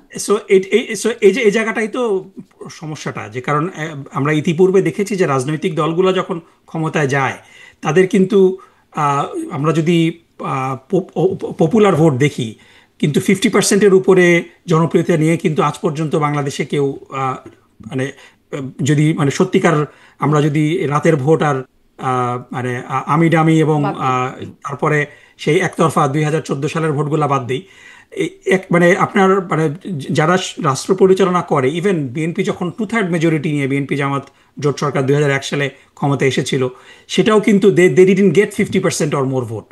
সুতরাং রাজনৈতিক দলগুলোর উপরে ছেড়ে দিলে পরে রাজনৈতিক দলগুলা এই জুলাই চার্টারকে টোটালি ইগনোর করবে, এই এই রিস্কটা আছে বলেই তো তাহলে আপনারা গণভোটের। মনে করছেন যে ধরেন বিএনপি যদি ক্ষমতায় যায়, যেটি আসলে অনেকগুলো ধারণায় বা সূচকে বলা হচ্ছে তারা হয়তো ক্ষমতায় যাবে, যদি যায় তারা যেগুলোতে ডিসেন্ট দিয়েছে জুলাই চার্টারের আইনি ভিত্তি হলে সেগুলোও তারা পালন করবেন, এটা নিশ্চয়তা না, হয়ে গেল। কারণ কারণ জুলাই চার্টারের মধ্যে যদি এটা ইনক্লুডেড হয়, ফর এক্সাম্পল মানে একটা একটা জিনিস এইখানে 48টার মধ্যে না যাই, বোথ হাউসের মানে আপনার আপার আপার ক্যামেলের যে পিআর পদ্ধতির কথা বলা হচ্ছে, এটাতে তো বিএনপি অ্যাগ্রি করে না, উইচ ইজ ফাইন, সবাই সবকিছু বিষয়ে অ্যাগ্রি করতে হবে না। কিন্তু জুলাই চার্টার যদি গণভোটে পাশ হয় তখন বিএনপি এটা মানতে আইনগতভাবে বাধ্য। কিন্তু যদি আমরা বিএনপির উপরে ছেড়ে দেই, বেসিক্যালি আপার ক্যামেলটা হয়তো হবেই না, কিংবা আপার ক্যামেল করলে পরে ইট will B A rubber stamp, যদি এটা যদি আহ, মানে নির্বাচিত সদস্যদের সংখ্যানুপাতিক ভিত্তিতে হয়, তাহলে পরে ইট will B just an extension for, it will B A club house for some social elites, এটা দিয়ে কোনো কাজ হবে না। জি। সুতরাং এই বিষয়গুলা আপনি ডিসএগ্রি করতে পারেন, দ্যাটস ওকে, কিন্তু জনগণের ইচ্ছার প্রতিফলন তো আপনাকে করতে হবে। জি, সেটাই আসলে বড় প্রশ্ন, জনগণ না বুঝলে ইচ্ছার প্রতিফলনটা কী হবে? যাই হোক, এখন অনেক গুবলেট পাকানো বিষয় আছে। আমি একটু এটা মানে জানতে চাই যে মিয়া গোলাম পরোয়ার তিনি বলছেন যে আহ, এই যে 5 দফা দাবি না মানলে যেই মানে 11 তারিখে কর্মসূচির কথা বলছেন, আমার আসলে এটিও প্রশ্ন যে গণভোটের দাবি সহ এই দাবিগুলো, মানে আপনি বলছেন গণতন্ত্রের কথা, আপনাদের দাবি এটি মানতেই হবে, না মানলে আপনারা আঙ্গুল বাঁকা করবেন বা রাজপথে নামবেন। যদি এখন বিএনপি বলে আমরাও এখন রাজপথে নামবো, তাহলে ঢাকার চিত্র আপনারা একভাবে বদলাবেন, বিএনপি একভাবে বদলাবে, মানে ঢাকার মানুষের কি হবে চিত্র যদি এইভাবে বদলাতে থাকে? হ্যাঁ, ডেফিনেটলি বিএনপি, এখন বিষয়টা হলো যে বিএনপিকে তো কেউ নিষেধ করছে না আন্দোলন না করতে। সুতরাং আপনার আন্দোলন করা এটা তো গণতান্ত্রিক অধিকার। আমি আবার প্রথমেই যেটা বলেছিলাম যে আমাদের 5 দফা দাবির মধ্যে ফর এক্সাম্পল নিম্নকক্ষে পিআরের দাবি এই ফেব্রুয়ারির নির্বাচনে বাস্তবায়ন সম্ভব না, আমরা জানি। বাট আপনি একটা যদি বিষয়ের ব্যাপারে আপনি কমপ্লিটলি কনভিন্সড থাকেন এবং আপনি মনে করেন যে বাংলাদেশের জন্য এটা ভালো, হ্যাঁ, এটা এই দাবিটা দৃশ্যমান বাস্তবায়নের প্যাথওয়ে এখন নাই, দ্যাট ডাজন্ট মিন যে you will be giving up on your passion. So আপনি তো দাবি করতেই পারেন সেই দাবি, এবং আপনি সেই দাবি আপনার কথা আপনি বলতে পারেন। কিন্তু কয়েকটা বিষয় এখানে খুব গুরুত্বপূর্ণ মানে এবং টাইম কথা বলতে সেন্সিটিভ, বলতে সেটা যদি হলো রাজপথে চলে আসে, মানে ঢাকার চিত্র বদলে দেবেন আপনারা, না, বিএনপিও কিন্তু আন্দোলনের বিষয়ে বলে ঢাকার চিত্র রেখেছে। 5 দফার সবগুলোর জন্যই বলা হচ্ছে সেটা না, মূলত এই এই আন্দোলনকে ইন্টেন্সিফাই করাটা হচ্ছে গণভোটের দাবির জন্য। সো এখন যদি বিএনপি তার দাবি নিয়ে মাঠে আসে, ফাইন, বিএনপিকেও বলতে হবে তাহলে যে গণভোট আগে হলে কি অসুবিধা। সো বিষয়টা এটাই তো গণতন্ত্রের সৌন্দর্য। এখন মানে মুশকিল হয়েছে কি যে আমরা আহ, এর আগে যেই আন্দোলনগুলা দেখে এসেছি, যে আন্দোলন মানে ভাঙচুর, টায়ার জ্বালানো, জনগণের মানে জনগণের অসুবিধা। সো আমরা কিন্তু জুলাই কিন্তু আমাদেরকে সেই জায়গা থেকে একটা অন্যরকম জায়গায় নিয়ে গিয়েছে। সো আপনি আন্দোলন করতে পারেন, ডেফিনেটলি কিছু যানজট সৃষ্টি হয় আন্দোলনের কারণে, সাময়িক অসুবিধা হয়, কিন্তু আমরা কিন্তু মানে ওই লেভেলের ভাঙচুর কিংবা মানে সংঘর্ষ এগুলা কিন্তু আমরা দেখছি না। সো ডেফিনেটলি একটা গণতান্ত্রিক রাজনৈতিক দলের অধিকার আছে যে সে যে দাবিগুলো চায় সেই দাবিগুলো নিয়ে ইন্টেন্সিফাইড আন্দোলন করা, এবং সেটাই জামাত করছে, এবং এর এর ফলে যেটা হচ্ছে ইট স্টার্টস দ্য কনভারসেশন। সবাই আপনাদের কাছে মিলে জুলাই একটা সনদটা খুব, জায়গায় গিয়ে বসবে, আলোচনার মাধ্যমেই সুরাহা হতে হবে সবকিছু। কিন্তু আলোচনার মাধ্যমে তো হলো না, আপনারা রাজপথে নামার কথা বলছেন, আলোচনা হয়নি নেমেছেন, কিন্তু হবে। নেমেছেন আবার আরো নামবেন, হুঁশিয়ারিও দিচ্ছেন 11 তারিখে রাজপথে। That is fine. আপনি মানে এখানে মানে যেহেতু আমাদের এবং আমি আমি আপনাকে মানে মানে আমি আপনার প্রতি শ্রদ্ধা রেখেই বলছি যে আমাদের যে ভয়টা, এটার কারণ হলো আমাদের প্রিভিয়াস কালচার। সেইখান থেকে একটা কালচারাল শিফটও আমাদের কিন্তু দরকার, যে আমরা নিয়মতান্ত্রিক আন্দোলন করব, ইন্টেন্সিফাইড আন্দোলন করব, আমাদের দাবির প্রতি প্যাশনেট থাকব, কিন্তু আমরা কখনো এটাকে ভাঙচুর জি, তারপরে একটা কিন্তু রাজনৈতিক সংঘর্ষের মধ্যে নিয়ে যাব কিন্তু না। তারপরে সো ওই এই যে ভয়টা জায়গাটাতে ওখানেই করে, মানে আমরা তো ঘরপোড়া গুরু, যখন আপনারা বলেন আঙ্গুল না না বাঁকা করবেন, যখন ডেফিনেট আপনারা বলবেন আমি চিত্র বদলে দেবেন, তখন তো আমাদের ভয় লাগবেই যে কি করবেন যে না না ঢাকার চিত্র। ডেফিনেটলি আমি আমি আমি এই ভয় I I I I I I share the same fear আপনি যেটা বলছেন। কিন্তু আমি আপনাকে আশ্বস্ত করতে চাই যে আমরা সেই 2024-এর আগের বাংলাদেশে আমরা ফিরে যেতে চাচ্ছি না। এটার একটা নতুন বাংলাদেশ। এখানে এই বাংলাদেশ আমাকে এতটুকু নিশ্চয়তা দিয়েছে যে আমি যেই ব্যাপারে প্যাশনেট সেই সেই ব্যাপারটা আমি পার্সু করতে পারবো নির্ভয়ে, আমি বলতে পারবো নির্ভয়ে, আমি আমার দাবি জানাতে পারবো। তারপরে সেই দাবি যদি জনগণ রিজেক্ট করে, সেই দাবি যদি জনগণ না মেনে নেয়, I still respect that. So এই এই অধিকারটা তো আমার আছে। জি, কিন্তু ধরেন এই যে আপনারা গণভোটের জন্য দাবি করছেন, আমি দেখছিলাম যে একজন ওসি, মাদারীপুরের একজন পুবাইল থানার ওসি, তিনি তার নাম শেখ আমিরুল সম্ভবত, তিনি একটা জামাতের আমিরের বক্তব্যের একটা ফটোকার্ডের নিচে একটা কমেন্ট করেছিলেন যে আগে গণভোট দরকার, যে স্বাধীনতা বিরোধীদের দেশে রাজনীতি করার অধিকার আছে কিনা। তাকে কিন্তু সেখান থেকে প্রত্যাহার করা হয়েছে জামাতের মানে আপত্তির মুখে, স্থানীয় জামাতের আপত্তির মুখে তারা অভিযোগ করেছে এবং তাকে প্রত্যাহার করে নেওয়া হয়েছে। মানে সবাই তার কথা বলতে পারবে, সেই কথাটা বলেছে, সে মেনশনও করে নাই কে সবাই আসলে। আপনি আপনি যখন সরকারি কর্মচারী তখন মানে you don't have that freedom of expression. আপনি রাজনীতি করতে হলে ওসির দায়িত্ব ছেড়ে আপনি রাজনীতি করবেন। এখানে আসলে তো কি এটা একটা রাজনীতি করলো, রাজনৈতিক কি রাজনীতি না, করলো এটা তার তো অবশ্যই বক্তব্যটা। রাজনীতি। এটা এটা এটা হলো সেই আওয়ামী লীগের ফ্যাসিস্ট আওয়ামী লীগ সরকারের একটা জেনোফোবিক বক্তব্য। এবং এই বক্তব্য একজন ওসির তার দায়িত্ব পালনের সাথে তো কোনো সম্পর্ক নেই। তিনি যদি রাজনীতি করতে চান তিনি পদত্যাগ করে এই কথা বলবেন, কোনো অসুবিধা নাই। কিন্তু তিনি যখন জনগণের জানমালের হেফাজত করবেন, this statement is a xenophobic statement. কেন এবং কেন এই কেন স্টেটমেন্টের কেন না জেনোফোবিক? আমি আমি বলছি এই স্টেটমেন্টের এরকম স্টেটমেন্ট করার মাধ্যমেই বিগত 15 বছর ফ্যাসিস্ট আওয়ামী লীগ সরকার বাংলাদেশে জামাত এবং শিবিরকে হত্যার যোগ্য করে তুলেছিল। এবং জামাত এবং শিবিরকে হত্যা করা বৈধ ছিল, মানে এটা ক্যাম্পাসে ক্যাম্পাসে নির্যাতন করা বৈধ ছিল এই ধরনের রেটরিকের মাধ্যমে। সুতরাং একজন সরকারি কর্মচারী তো এই ধরনের জেনোফোবিক রেটরিক করতে পারেন না। তিনি যদি সাধারণ মানুষ হয়ে থাকেন, তিনি সাধারণ জনগণ হয়ে থাকেন, সিভিলিয়ান হয়ে থাকেন, অফকোর্স তিনি এরকম এটা কেন আরও ন্যাস্টি বক্তব্য তিনি দিতে পারেন, এটার প্রতিবাদও আমরা করতে পারি। কিন্তু তিনি চাকরি হারাবেন না। তিনি যে একটা বক্তব্য দিবেন, আমি তার পাল্টা একটা বক্তব্য দিব, কিন্তু আপনি সরকারি জায়গায় থেকে এই ধরনের জেনোফোবিক রেটরিক আপনি মানে প্রমোট করতে পারেন না, কারণ এটা আপনার নিরপেক্ষতাকে ক্ষুণ্ণ করে। কারণ আপনার বেতন দিচ্ছি আমার ট্যাক্সের পয়সায়, আপনার নিরপেক্ষতাটা খুব জরুরি। এটা পৃথিবীর সব জায়গায় there are rules of engagement for government মানে অফিসিয়াল এখানে সিভিল এখানে কেন সার্ভিস। নিরপেক্ষতা নাই বলে মনে হচ্ছে তার বক্তব্য? না, এখানে একটা রাজনৈতিক দলকে আওয়ামী লীগের শেখানো একটা, যেটা বারবার বলছি যে আওয়ামী লীগের শেখানো একটা ফ্যাসিস্ট জেনোফোবিক বক্তব্য এখানে দেয়া হয়েছে। এটার মাধ্যমে একটা রাজনৈতিক দলের কার্যক্রমকে সংকুচিত করার, যেই রাজনৈতিক দল বিগত ফ্যাসিস্ট এই বক্তব্যের মাধ্যমে সেই রাজনৈতিক দলকে জামাত এবং শিবিরকে হত্যাযোগ্য করে ফেলা হয়েছিল। আচ্ছা, তাদের এই কারণে এই এটা একটা বক্তব্যটা xenophobic অপরাধ বক্তব্য। যে স্বাধীনতা বিরোধীদের রাজনীতি করার অধিকার আছে কিনা। তিনি যখন এই প্রশ্নবোধক শুধুমাত্র বলছেন যে গণভোট দরকার যে আছে কিনা, তিনি বলছেনও না যে অধিকার নাই, তিনি বলছেন এই জন্য একটা গণভোট দরকার, যে হ্যাঁ, দরকার আছে কিনা। এই কিন্তু টোটাল আপনারা আমি আবার আপনাকে আপনারা আবার আবারও বলছি 5 যে দফা দাবির এই মধ্যে টোটাল টোনটা হলো স্বৈরাচারের দোসর আখ্যা দিয়ে ফ্যাসিবাদী শেখ জাতীয় হাসিনার পার্টির শিখিয়ে দেওয়া একটা রাজনীতির অধিকার। জেনোফোবিক টোন। জি, যে ওই যে বলছিলাম 5 দফার দাবির মানে শেষ দফায় বলছেন জাতীয় পার্টি সহ 14 দলের রাজনীতি করার অধিকার থাকবে না, তাদের কার্যকলাপ নিষিদ্ধ করতে হবে। মানে আপনারা এটা বলতে পারবেন যে তাদের কার্যকলাপ নিষিদ্ধ হয়ে যাক। আমরা তো সরকারি বেতনভুক্ত কর্মচারী না। আমরা যদি সরকারি বেতনভুক্ত কর্মচারী হতাম তাহলে মানে পরে এই এটা বলতে দাবিটা পারতাম। বৈধ হবে, এই দাবিটা বৈধ হবে। অবশ্যই অবশ্যই আমি তো দাবি করতেই পারি, আপনিও করতে পারেন, কিন্তু আপনি সরকারি মানে সেই দাবিটা যৌক্তিক সুযোগ হবে, সুবিধা নিয়ে আপনি করতে পারবেন না। সেই দাবিটা মানে দের ইজ যৌক্তিক। A difference. I think you see the difference. আমি একজন সিভিলিয়ান হিসাবে আমাকে তো সরকার বেতন দেয় না, কিংবা কিন্তু আমি সে তো মানুষের সরকারের বিরুদ্ধে জানমালের বলছে হেফাজত। না, তাই না? সে তো সরকারের, তিনি তো না আসলে না না, সরকারের বিরুদ্ধে আমি বলছেন না। আমি আমি তো আমি তো আমি আওয়ামী লীগের রাজনীতি নিষিদ্ধের দাবি করতে পারি, আমি জাতীয় পার্টির রাজনীতি নিষিদ্ধের দাবি করতে পারি, কিন্তু একটা ওসি তো করতে পারেন না। তার তো সেই রাইট নাই, না, তিনি এবং এটা দাবিও করলে করছেন না, তার তিনি চাকরি তো বলছেন চলে গণভোট যাবেই। দরকার। জি, তিনি বলছেন গণভোট দরকার।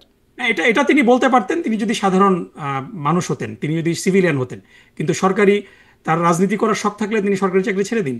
তার তো মানে there is a difference, you can not. আচ্ছা, এখানেই তো নিরপেক্ষতার কোশ্চেন। এরকম কথা তাহলে বলা যাবে না, বুঝলাম। আর আপনারা এখন এটা একটু বলবেন যে জাতীয় পার্টি সহ 14 দলের, আওয়ামী লীগ তো নিষিদ্ধ হয়েছে তাদের কার্যকলাপ, জাতীয় পার্টি সহ 14 দলের রাজনৈতিক কার্যকলাপ না, আপনারা এখানে নিষিদ্ধ চাচ্ছেন। যেটা খুব ইম্পর্টেন্ট বিষয় আমাদের মনে রাখতে হবে যে বাংলাদেশ জাতীয় মানে আমি সবাইকে এই প্রশ্নটা করি যে আপনি দেখেন যে জাতীয় পার্টি একটা বাংলাদেশের প্রেক্ষাপটে দীর্ঘদিন ধরে একটা বড় রাজনৈতিক দল। ইভেন জামাত ইসলামীর থেকেও জাতীয় পার্টির কোট আনকোট জনপ্রিয়তা অনেক বেশি, সিট বেশি পায়, দীর্ঘদিন ধরে অ্যাটলিস্ট 30-40টা সিট তারা সবসময় পেয়ে থাকে। কিন্তু আমি আপনাকে শারমিন আপা আপনাকে প্রশ্ন করি যে আপনি তো অনেক মানুষের সাথে আপনার পরিচয় দীর্ঘদিন ধরে, আহ, আপনি কি আপনার জীবনে কোনো জাতীয় পার্টির কর্মী দেখেছেন? মানে আমি আপনাকে খুব সিম্পল প্রশ্ন করলাম। আমি তো দেখেছি, আপনি কারণ আমার সাথে কথা বলতে হয়, আমার না, মানে জাতীয় পার্টির আমার নেতা দেখেছেন আপনি? প্ল্যাটফর্মে রাজনৈতিক নেতা আপনি কর্মীরা আসে, আপনি জাতীয় পার্টির নেতার কোনো পিছে কর্মী কর্মী দেখেছেন আসে, কিনা? জি নেতার পিছে কর্মী না, আসে, এভাবে নেতা দেখেছি। আসে কিন্তু কর্মী কর্মী দেখেছেন কিনা, মানে এটা অনেস্ট কোশ্চেন, কারণ আমি আপনাকে এই কারণে করছি যে আমি আমি আহ, আসলে সত্যি কথা বলতে আমি এমনি আমার আমার চলার পথে জাতীয় পার্টির কর্মী দেখিনি, কিন্তু সমর্থক দেখেছি। সমর্থক এগেন, সমর্থক ইজ এ ডিফারেন্ট স্টোরি। আমি সমর্থকও দেখিনি, আমি কর্মী দেখেছি, এবং এটা আমি এই কারণে বলছি যে আমি আমার এখন বয়স হলো 48। আমি 10 বছর বয়স থেকে মানুষের সাথে মিশি। আমার দীর্ঘ 38 বছরের জীবনে বাংলাদেশে আমি চাকরি করেছি, পড়াশোনাও করেছি, পৃথিবীর বিভিন্ন দেশে থেকেছি। আমি আমার জীবনে জাতীয় পার্টির কোনো কর্মী দেখিনি, নেতার পিছে এবং পিছে আমি অনেক আজ কর্মী তো পর্যন্ত আসেন, কথা বলেন, দেখি তো আমরা। না, নেতা নেতা দেখেছেন, আপনিও কর্মী দেখেননি, আমি আপনাকে গ্যারান্টি দিতে পারি, এবং এটা বলছি মানে এই কারণে নেতার আমি সাথে যারা বলছি। আসেন তারা কর্মী না, আর নেতাও। নেতার সাথে নেতার কিছু আহ, আমি আমি ওখানে আচ্ছা আচ্ছা, যাচ্ছি, কর্মী দেখি নাই, ঠিক আমি আছে, ওখানে যাচ্ছি। কথাটাই আসে, আমাকে হ্যাঁ। আপনি যদি একটু মেন সময় দেন। পয়েন্টটা শুনি, হ্যাঁ। আমি আমি এই কথাটা এই জন্য বলছি যে জাতীয় পার্টির আমি আমার জীবনে কোনো কর্মী দেখিনি, সমর্থকও খুব মানে দেখেছি, এটা ইটস এ ডিফারেন্ট স্টোরি। জাতীয় পার্টির আমি নেতা দেখেছি। বাংলাদেশের কোনো শিক্ষা প্রতিষ্ঠানে জাতীয় পার্টির কোনো সমর্থন নেই, কোনো কোনো কোনো শক্তি নেই, কোনো কোনো পেশাজীবী মহলে জাতীয় পার্টির কোনো অস্তিত্ব নেই, ইভেন গ্রাসরুটে জাতীয় পার্টির কোনো অস্তিত্ব নেই। কিন্তু আপনি প্রত্যেকটা নির্বাচনে দেখবেন যে জাতীয় পার্টি সিগনিফিক্যান্ট ভোট পায়। মানে হিস্টোরিক্যালি জাতীয় পার্টি 12%, 10 থেকে 12% ভোট পায়। এবং আপনি যদি স্ট্যাটিস্টিক্যালি বিষয়টা দেখেন যে প্রতি 100 জনে আপনি যদি 10%ও জাতীয় পার্টির ভোট রাখেন, আপনি 10 জন মানুষের সাথে কথা বললে গড়ে একজন মানুষ আপনার পাওয়া উচিত যে জাতীয় পার্টিকে সমর্থন করে। আপনি 1,000 মানুষকেও যদি র্যান্ডমলি বাংলাদেশে সার্ভে করেন, তার মধ্যে একজন তো জাতীয় পার্টি সেই সমর্থন দলের কার্যকলাপ পাবেন নিষিদ্ধ কিনা, চান আমি কেন? আমি আমি শেষ করি আপা। সো জাতীয় party is not a political party. জাতীয় পার্টি হলো বাংলাদেশের প্রতিবেশী দেশের সৃষ্টি করা একটা প্রক্সি, এবং নির্বাচনে বেসিক্যালি তারা কিছু ব্যক্তিদের অন্য রাজনৈতিক দল থেকে ভাগিয়ে এনে নির্বাচিত করে। সো এরকম একটা অপশক্তি। এবং আমরা দেখেছি যে জিএম কাদের যখন এই কিছুদিন আগেই ভারত সফর করে আসলেন, তখন তিনি বলেছিলেন কিন্তু প্রকাশ্যে যে ভারতের অনুমতি ছাড়া তিনি এটা বলতে পারবেন না। সো দিস ইজ অ্যাবসোলুটলি বাংলাদেশের অপরাজনীতির যদি আমরা কোনো প্রতিবিম্ব দেখতে চাই, সেটা হলো জাতীয় পার্টি। জাতীয় পার্টি রাজনীতি যদি করে, সুষ্ঠু রাজনীতি করে, এখানে কারো আপত্তি থাকার কথা না। কিন্তু বাংলাদেশে যেই ফ্যাসিবাদী রাজনৈতিক দল নিষিদ্ধ হয়েছে, আওয়ামী লীগ, সেই ফ্যাসিবাদী রাজনৈতিক দল যদি জাতীয় পার্টির মাধ্যমে পুনর্বাসিত হওয়ার চেষ্টা করে, অবশ্যই জনগণ এটাকে প্রতিরোধ করবে। জাতীয় পার্টি যদি প্রতিবেশী দেশের গোয়েন্দা সংস্থা দ্বারা পরিচালিত হওয়ার চেষ্টা করে, এটা জনগণ প্রতিহত করবে। জাতীয় পার্টি যদি সাধারণ মানুষের মতো সাধারণ রাজনীতি করত, এটাতে কোনো অসুবিধা হতো না। কিন্তু জাতীয় পার্টির আয়ের উৎস থেকে শুরু করে জাতীয় পার্টির সমস্ত কার্যক্রম, আমি যেটা বললাম যে একটা দল যাদের প্রতি 10 জনে একজন আপনার জাতীয় পার্টির সমর্থক থাকার কথা, সেখানে আপনি কোনো মানে এটা কি আসলে বাংলাদেশে আপনারাই বলবেন যে তাদের সমর্থনে, বা আপনারাই ঠিক করবেন না যে না না তাদের আসলে তাদের বিষয়টা? তাদের এবং এটা ভুলে গেলে চলবে না যে তাদের যেই রোল, এই এই অবৈধ ফ্যাসিবাদী সরকারকে বৈধতা দেওয়া, দীর্ঘদিন ধরে তারা সরকারের অংশ ছিল, সরকারের গৃহপালিত বিরোধী দল ছিল। এবং শেষ মুহূর্তে যেই 14 দলের যে বৈঠক হয়েছিল, যে বৈঠকে জামাত ইসলামীকে নিষিদ্ধ করা হয়েছিল, সেই বৈঠকেও তো জাতীয় পার্টি ছিল জাতীয় না? পার্টি, না না, জাতীয় পার্টি সেই বৈঠকে ছিল, জাতীয় পার্টি সেই বৈঠকে ছিল। ছিল না, জাতীয় পার্টির মহাসচিব আমাকে নিশ্চিত করেছেন যে তিনি সেখানে জাতীয় না না না, পার্টির কোনো জাতীয় পার্টি সেই প্রতিনিধি বৈঠকে ছিলেন না। ছিল, জাতীয় পার্টি প্রেস কনফারেন্সে ছিল না, যখন যেটা হাসানুল হক ইনু এবং হাসানুল হক ইনু এবং রাশেদ খান মেনন যে প্রেস কনফারেন্স করেছে, সেই প্রেস কনফারেন্সে ছিল না, কিন্তু 14 দলের বৈঠকে জাতীয় পার্টি ছিল। সো বেসিক্যালি 14 দলের জাতীয় মধ্যে তো পার্টির জাতীয় সাথে পার্টি নাইও। এই জি। ফ্যাসিবাদীদের যে সম্পর্ক, সেটা জাতীয় পার্টি রাজনীতি করতে পারে, কিন্তু জাতীয় পার্টির মাধ্যমে যদি আওয়ামী লীগকে পুনর্বাসিত করার চেষ্টা করা হয়, সেটা জনগণ রুখে দিবে। সো এই জায়গাটাতেই ডিস্টিংশন করতে হবে। জাতীয় পার্টি তো রাজনীতি করতে পারে, জনগণকেই রুখে দিতে কিন্তু দেন, জনগণ ভোট না দিক, বা তাই সেক্ষেত্রেও একটা গণভোট হতে পারে যে জাতীয় পার্টি থাকবে না থাকবে না, সেই না না, সিদ্ধান্তটা মানে রাজনৈতিক দল আপনারা নিষিদ্ধের কেন জন্য তো চাপিয়ে দেন? গণভোট, দেখেন আপনি, রাজনৈতিক দল নিষিদ্ধের জন্য তো গণভোট পৃথিবীর কোথাও হয় না। কারণ আপনি যদি পৃথিবীর যে কোনো রাজনৈতিক দল নিষিদ্ধ করার জন্য গণভোট দেন, সেই গণভোটে সেই দল নিষিদ্ধ হয়ে যাবে, কারণ কোনো রাজনৈতিক দলের জনপ্রিয়তাই 50%-এর বেশি না। ইভেন আপনি যদি বিএনপিকে নিষিদ্ধ করার জন্য গণভোট দেন, এটা জনগণ ভোট দিয়ে ফেলবে। সো আপনি রাজনৈতিক দলের নিষিদ্ধের বিষয়টা তো গণভোটের বিষয় না। সো গণভোটের বিষয় তো জাতীয় গুরুত্বপূর্ণ বিষয় নিয়ে। সো আপনি রাজনৈতিক দলের নিষিদ্ধের জন্য তো আপনি গণভোট দিতে পারেন না। এটা তো একটা রাজনৈতিক সিদ্ধান্ত, রাজনৈতিক সরকার সিদ্ধান্ত নেবে। সো আমার কথা হলো যে জাতীয় পার্টির অপরাজনীতি বন্ধ করতে হবে। ফ্যাসিবাদীর দোসর তারা হতে পারবে না, তাদের মাধ্যমে আওয়ামী লীগ যেন পুনর্বাসিত না হতে পারে জি। এই এবার নিশ্চয়তা, এবং তারা আপনাদের জন্য প্রতিবেশী খুবই দেশের অপ্রিয় একটা প্রশ্ন। পাপেট হবে না, এই আপনাদের নিশ্চয়তাগুলো যদি জি দেয় তাহলে জাতীয় পার্টির জি রাজনীতি করলে অসুবিধা তো নেই। আপনাদের জন্য খুব অপ্রিয় একটা প্রশ্ন, তারপরেও মানে সবসময় আপনারা এটা মুখোমুখি হন, সেটি হচ্ছে জাতীয় পার্টি স্বৈরাচারের দোসর। আপনি বলছেন দোসর তারা ছিল এই সময়, পুরো সময়, কিন্তু আপনাদেরকে অভিযুক্ত করা হয় যে আপনারা সেই সময় যখন মুক্তিযুদ্ধের সময় পাকিস্তানিদের দোসর ছিলেন, যখন বাংলাদেশে এই এই এই যে এখন যে বলা হচ্ছে বা সরকারি হিসাবে 800, জাতিসংঘ বলছে 1400 মানুষকে হত্যার জন্য আওয়ামী লীগ দায়ী, এবং তার সাথে জাতীয় পার্টি বা দোসররা ওই সময় 30 লক্ষ মানুষ হত্যা বা নারী নির্যাতনের পেছনে তাদের দোসর হিসেবে জামায়াত ইসলামীকে ট্রিট করা হয়, এবং সে সময় আনুষ্ঠানিকভাবে জামায়াত ইসলামী তাদের পক্ষ নিয়েছিল, তাদের সমর্থন করেছিল। সেই দোসর হিসেবে আপনারা তো রাজনীতি আসলে করছেন, এই দোসর হিসেবে দেখেন, রাজনীতি করলে সমস্যা এটা এটা খুব আনফরচুনেট প্রশ্ন। সেটা হলো যে এই প্রশ্নটা বারবার করা হয় পানি ঘোলা করার জন্য। সত্যি কথা বলতে কি, যে বিগত দিনগুলোতে আওয়ামী লীগ, ফ্যাসিবাদী আওয়ামী লীগ সরকার সবচেয়ে বড় যেই অবিচার করেছে বাংলাদেশের জনগণের প্রতি, সেটা হলো যে নেক্কারজনকভাবে রাজনৈতিক নেতৃবৃন্দকে একটা ভুয়া, একটা অনৈতিক আদালতের মাধ্যমে ভুয়া সাক্ষীর উপরে বেস করে হত্যা করেছে। সো আপনি একজন, ডেফিনেটলি সে সময় আপনি বাংলাদেশে ছিলেন, আপনি একজন মিডিয়া কর্মী ছিলেন সে সময়। বাংলাদেশের অধিকাংশ জনগণ, আপনি নিরপেক্ষভাবে আপনি যদি বলেন আমাকে, এখন আপনি যদি বলেন যে সেই বিচারটা কি কোনো বিচার হয়েছে, বিচার সেই বিচারে বিচার প্রশ্নবিদ্ধ হয়েছে কোনো ক্রেডিবল অভিযোগ আনা গিয়েছে? না, কিন্তু বিচারটা আপনি নিয়ে তো আপনি কথা হচ্ছে না, আপনি বিচারটা প্রশ্নবিদ্ধ আপনি হয়েছে। আপনার রাজনৈতিক প্রতিপক্ষকে একটা বায়বীয় অভিযোগ এনে না, কিন্তু সাক্ষী জামাত তৈরি ইসলাম করে, স্বাধীনতা বিরোধী ছিল, মুক্তিযুদ্ধ বিরোধী না ছিল, না, তো ওটা বায়বীয় ওটা অভিযোগ দ্যাটস না সো ছিল কি? Basically you are innocent until proven guilty. না না, সেখানে ওটা আপনাকে তো আপনি ফৌজদারি পারসিকিউট অপরাধের করা কথা হয়েছে, বলছেন আপনাকে ওই সময়। হত্যা করা হয়েছে, হাজার হাজার মানুষকে হত্যা করা হয়েছে, একটা একটা মানে তো জাতীয় পার্টি তো বাংলাদেশের ইনোসেন্ট মানুষকে আনটিল জিম্মি করে। গিলটি। জি। জাতীয় পার্টির কথা বলছেন, তাদেরকে নিষিদ্ধ করা, না তারাও না, তো জাতীয়, ইনোসেন্ট আনটিল প্রুভেন গিলটি। কিন্তু so we have to give it time. জাতীয় পার্টির বিরুদ্ধে তো বায়বীয় অভিযোগ এনে তাদেরকে হত্যা করা হয়নি। আপনি, সো বেসিক্যালি বিষয়টা হলো যে আপনি যখন একটা ভুয়া মামলা করে, একটা ভুয়া ইতিহাস সৃষ্টি করে, মিথ্যা সাক্ষী দিয়ে সেটা প্রমাণ করার চেষ্টা করেন, এবং জনগণ সেটা বুঝে গিয়েছে, এবং পৃথিবীর সমস্ত মানবাধিকার সংস্থা এই আদালতকে কন্ডেম করেছে, তারপরও এই বিষয়টা বারবার অবতারণা করাটা খুবই দুঃখজনক, খুবই দুঃখজনক। না, ওটা তো আপনি বিচারের কথা বলছেন, কিন্তু আসলে আমি না, বলছিলাম আপনি যে বিচারের কথা তো বলছেন, সহযোগী বিচারের কথা তো সহযোগী এজন্যই মানে আসছে যে আপনার বিরুদ্ধে যদি, সহযোগী এবং আপনার সমর্থক, বিরুদ্ধে আপনি যে জাতীয় অভিযোগগুলা, পার্টিকে যে কারণে মানে দায় দিচ্ছেন সহযোগিতা এবং সমর্থন করবার জন্য দোসর হিসেবে, ওই সময়ও তো আসলে পাকিস্তানকে না না না না না, সমর্থন এটা করা। এটা it's not apple to apple. আপনার তো কম্প্যারিজনটা অ্যাপল টু অ্যাপল হতে হবে। আপনি তো অ্যাপল টু অরেঞ্জ কম্পেয়ার করতে পারেন। আপনি তো একটা মানে না, দিস ইজ অবশ্যই this is apple to not the apple হচ্ছে কম্প্যারিজন। না, কারণ সেখানে আপনি যে 30 লক্ষ মানুষ অভিযোগে, ছিল, আপনি এখানে জামাতের 1400 বিরুদ্ধে মানুষ। যে অভিযোগগুলো এনেছেন, আপনি জামাতের বিরুদ্ধে যে অভিযোগগুলো আনছেন, আদালত যখন এটিএম আজহারুল ইসলামকে বিজ্ঞ প্রধান বিচারপতি যখন মুক্তি দিয়েছেন, বেকসুর খালাস দিয়েছেন, তখন তার মন্তব্যটা যদি আপনি পড়েন, এরপরে this this total discussion should have been buried deep under the ground. সেটাকে তার আগেও বারবার আনা আদালত হচ্ছে। অনেক কথা বলেছে, আপনাকে সেই আদালতকে আপনাকে প্রশ্ন করছেন। মিথ্যা অভিযোগে, আপনি আমাকে মিথ্যা অভিযোগে 54 বছর ধরে আপনি আমাকে বিচার করে রাখছেন, আমাকে শাস্তি দিচ্ছেন, আমার অধিকার আপনি কেড়ে নিয়েছেন, এবং এই অভিযোগগুলো যখন প্রমাণ করার সুযোগ আসলো তখন আপনি মিথ্যা সাক্ষী দিয়ে সেটা প্রমাণ করার চেষ্টা করেছেন, এবং প্রধান বিচারপতি এটাকে বলেছেন genocide of justice. It's not a small term, it's not a small term.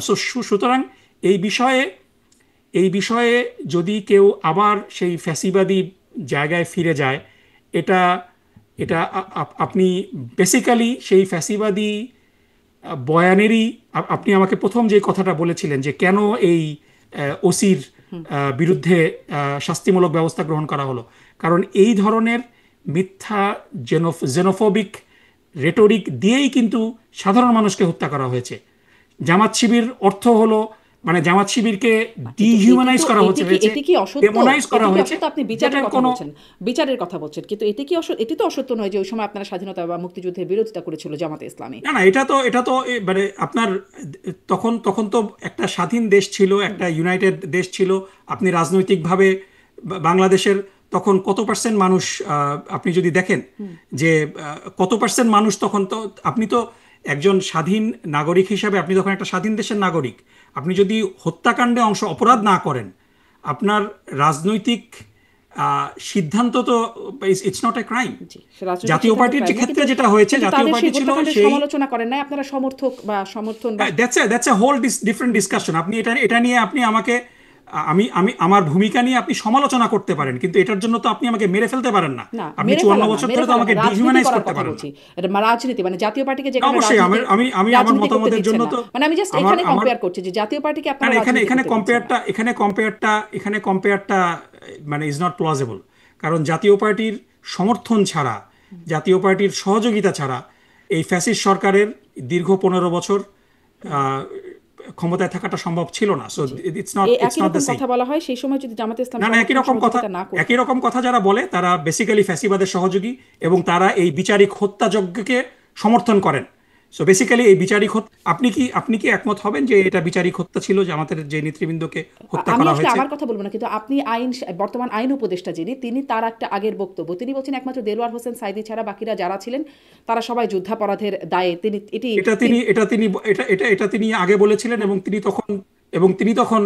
তিনি তখন এই ফ্যাসিবাদীদেরই সহযোগী ছিলেন। সো বিষয়টা হলো যে মানে ইউ ক্যান মানে নট চুজ এন্ড পিক, বয়ান মানে যে একটা কখন কোন দিকে চলে যায় আর কে যে কখন দোষর এবং কার দোষর এবং হয়ে এই যাচ্ছে। উপদেষ্টার এই উপদেষ্টা তো বিচারপতি না। সো আমি আই উইল টেক, এবং তার বক্তব্য, বিচারপতিরাও আগে অনেক কথা বলেছেন, সেগুলো আবার আমলযোগ্য বিচারপতিরা তো হচ্ছে না। সেই বিচারপতিদেরকে তো পালিয়ে যেতে হয়েছে। তারা তো তাদের এদেরও নাকি তাদের পালিয়ে স্বীয় যেতে হবে, অবস্থানে, সেফ এক্সিট খুঁজতে হবে বলছেন এখন যারা আন্দোলন করেছেন তারা, এখন সেফ এক্সিট সবাইকেই আসলে খুঁজতে হচ্ছে। কোন দিকে যে ইতিহাস শেষ দেখা যাক। পর্যন্ত গড়াবে দেখেন ডক্টর নকিব, আসলে দেখেন আমাদের শারমিন আপা, সময় অনেক হয়ে দেখেন গেছে। শারমিন আপা, বিষয়টা হলো যে সেফ এক্সিট তাদেরই দরকার হয় যারা অন্যায় করে। আপনি যদি অন্যায় না করেন, আপনার তো সেফ এক্সিটের দরকার নেই। জি, কিন্তু সো আসলে বলছেন তো আপনি উপদেষ্টাদের যদি নাকি অন্যায় সেফ করেন, এক্সিট দরকার জনগণের হবে। কাছ থেকে আপনি ভীত হবেন, আপনি পালিয়ে যাবেন। কিন্তু আপনি যদি অন্যায় না করেন, আপনাকে অত্যাচার করতে পারে পরবর্তী সরকার এসে, কিন্তু আপনার যদি নৈতিক শক্তি থাকে, আপনি সেই অত্যাচারে ইউ উড পারসিভিয়ার। যেইভাবে জামাত ইসলামের উপরে অত্যাচার করা হয়েছে, তারা তো পালিয়ে যায় নাই। এ কারণেই জনগণের সহমর্মিতা বাংলাদেশ জামাত ইসলামীর জনগণ পাচ্ছেন। আপনারা শহীদ মীর কাসেম আলী, তিনি আহ, তাকে ফাঁসি দেওয়া হবে এটা জেনেও তিনি বাংলাদেশে ফেরত এসেছেন, কারণ তিনি জানেন যে তিনি নিরপরাধ। তার সেই নৈতিক শক্তি ছিল। আওয়ামী লীগের কোনো নেতা কি সেই নৈতিক শক্তির বলে বলিয়ান হয়ে থাকতে পেরেছে? এবার আপনি যে বিচারপতিদের কথা বলছেন, আছেন আছেন সেই আওয়ামী লীগের নেতাও বিচারপতিরা আছেন, কেন পালাবে? আওয়ামী লীগের নেতাও আছেন, এবং তিনি নাকি এখন জামাতের ব্যাকআপেই আছেন। আমি সাবেক রাষ্ট্রপতি আব্দুল হামিদের কথা বলছি, তিনি গিয়ে আব্দুল আবার হামিদ তো এখন, ফিরে এসেছেন এবং তার পেছনে জামাতের ব্যাকআপ আছে বলে। আব্দুল হামিদের বিরুদ্ধে তো কোনো হত্যা মামলা হয়নি। আব্দুল হামিদের ব্যাপারে তো আব্দুল হামিদ হত্যা মামলা বিষয়টা সরকারের এখন একটা প্রেসিডেন্ট ছিলেন। ক্লিশে বিষয় হয়ে গেছে না, সাংবাদিকদের বিরুদ্ধে থেকে শুরু করে এমনকি আওয়ামী লীগ নেতার বাড়িতে যারা কাজ করতো তাদের বিরুদ্ধেও হত্যা মামলা হয়ে গেছে। না, এটা ডেফিনেটলি শারমিন আপা, আমি আপনাকে একেবারে সুস্পষ্টভাবে বলতে চাই যে যদি কারো বিরুদ্ধে মিথ্যা মামলা করা হয়, কেউ যদি নিরপরাধী হয়ে থাকেন, তার বিরুদ্ধে মামলা করা হলে আমি সেই মামলার ব্যক্তিগতভাবে নিন্দা করছি। দলীয়ভাবে জামাত ইসলামীর পক্ষ থেকেও এই ব্যাপারে নিন্দা করা হয়েছে যে ডেফিনেটলি যে অপরাধী না, তার বিরুদ্ধে যেন মামলা করা না হয়। কিন্তু হচ্ছে, সুতরাং এখানে এবং আমাদের মানুষ স্ট্যান্ড আসলে পরিষ্কার। ভোগান্তি হচ্ছে, বিচার ওই যে বিচার আই এগ্রি, আমি আপনার সাথে দ্বিমত করব না যে মানুষের ভোগান্তি হচ্ছে, এবং এই ভোগান্তিটা যাতে আমরা লাঘব করতে পারি সেই জন্যও কিন্তু আমরা চেষ্টা করছি। জি, কিন্তু এবং সেই চেষ্টা কোনো কাজে আসছে না, মানুষের আসলে খুবই ভোগান্তি হচ্ছে। ডক্টর নকিব, আমি আসলে ডেফিনেটলি, এবং এটা নিয়ে মানে আমার মামলাবাজি, চাঁদাবাজি হচ্ছে। এটা এই ব্যাপারে আমি আপনার সাথে কোনো দ্বিমত করব না, এবং এটা যারা করছে তাদের বিরুদ্ধে ব্যবস্থা নেওয়ার জন্য জামাত ইসলামের পক্ষ থেকে দাবি জানানো হয়েছে। আমি এখনও দাবি জানাচ্ছি যে যারা সাধারণ মানুষকে, যারা অপরাধের সাথে যুক্ত না, তাদেরকে হয়রানি করছে, এই সরকারকে সেই প্রোটেকশনটা দিতে হবে যে তারা যেন হয়রানির শিকার না হয়। দাবির মধ্যে যেমন ফ্যাসিবাদের সময় তাদের বিচারের দাবি করছেন, কিন্তু এই নিরপরাধ মানুষের নামে বা যেই অপরাধে তার বিচার হচ্ছে সেখানে সেই দাবিগুলোর মধ্যে এই দাবিটা আপনাদের নাই আর কি, 5 দফা দাবি। না, এটা আছে, এটা ডেফিনেটলি আমরা বারবার বলছি যে কোনো নিরপরাধ ব্যক্তি যেন শাস্তি না পায়। এই ব্যাপারে আমরা কথা বলতে গিয়ে অনেক সময় অনেকের কাছ থেকে আমরা সমালোচনার সম্মুখীন হয়েছি, কিন্তু still we stand by our জি, প্রিন্সিপাল যে কোনো আমি নিরপরাধ একদম ব্যক্তি যেন। শেষে ২ লাইন করে যদি একটু উত্তর দেন। সঙ্গীত শিক্ষা প্রাথমিকে থাকলে আপনাদের কি সমস্যা হয়? মানে আপনারা দাবি করলেন এবং তারপরে আসলে প্রাথমিকের সঙ্গীত শিক্ষক নিয়োগ বাতিল হয়ে গেল। না, বিষয়টা হলো it's it's it's about priority, যে আপনার বাংলাদেশের গ্রামে গ্রামে সঙ্গীত শেখানোটা কি খুবই গুরুত্বপূর্ণ, নাকি নৈতিকতা নাকি কেন আসছে? শেখানোটা গুরুত্বপূর্ণ? নৈতিকতা শিক্ষাও থাকবে, ধর্মীয় শিক্ষকও থাকবে, সঙ্গীত শিক্ষকও থাকলে সমস্যা কি ছিল? না, এটা it's it's it's all about priority. এবং আমি আমি কোনো জিনিস পছন্দ নাও করতে পারি, এবং এটার জন্য আমি দাবি জানাবো।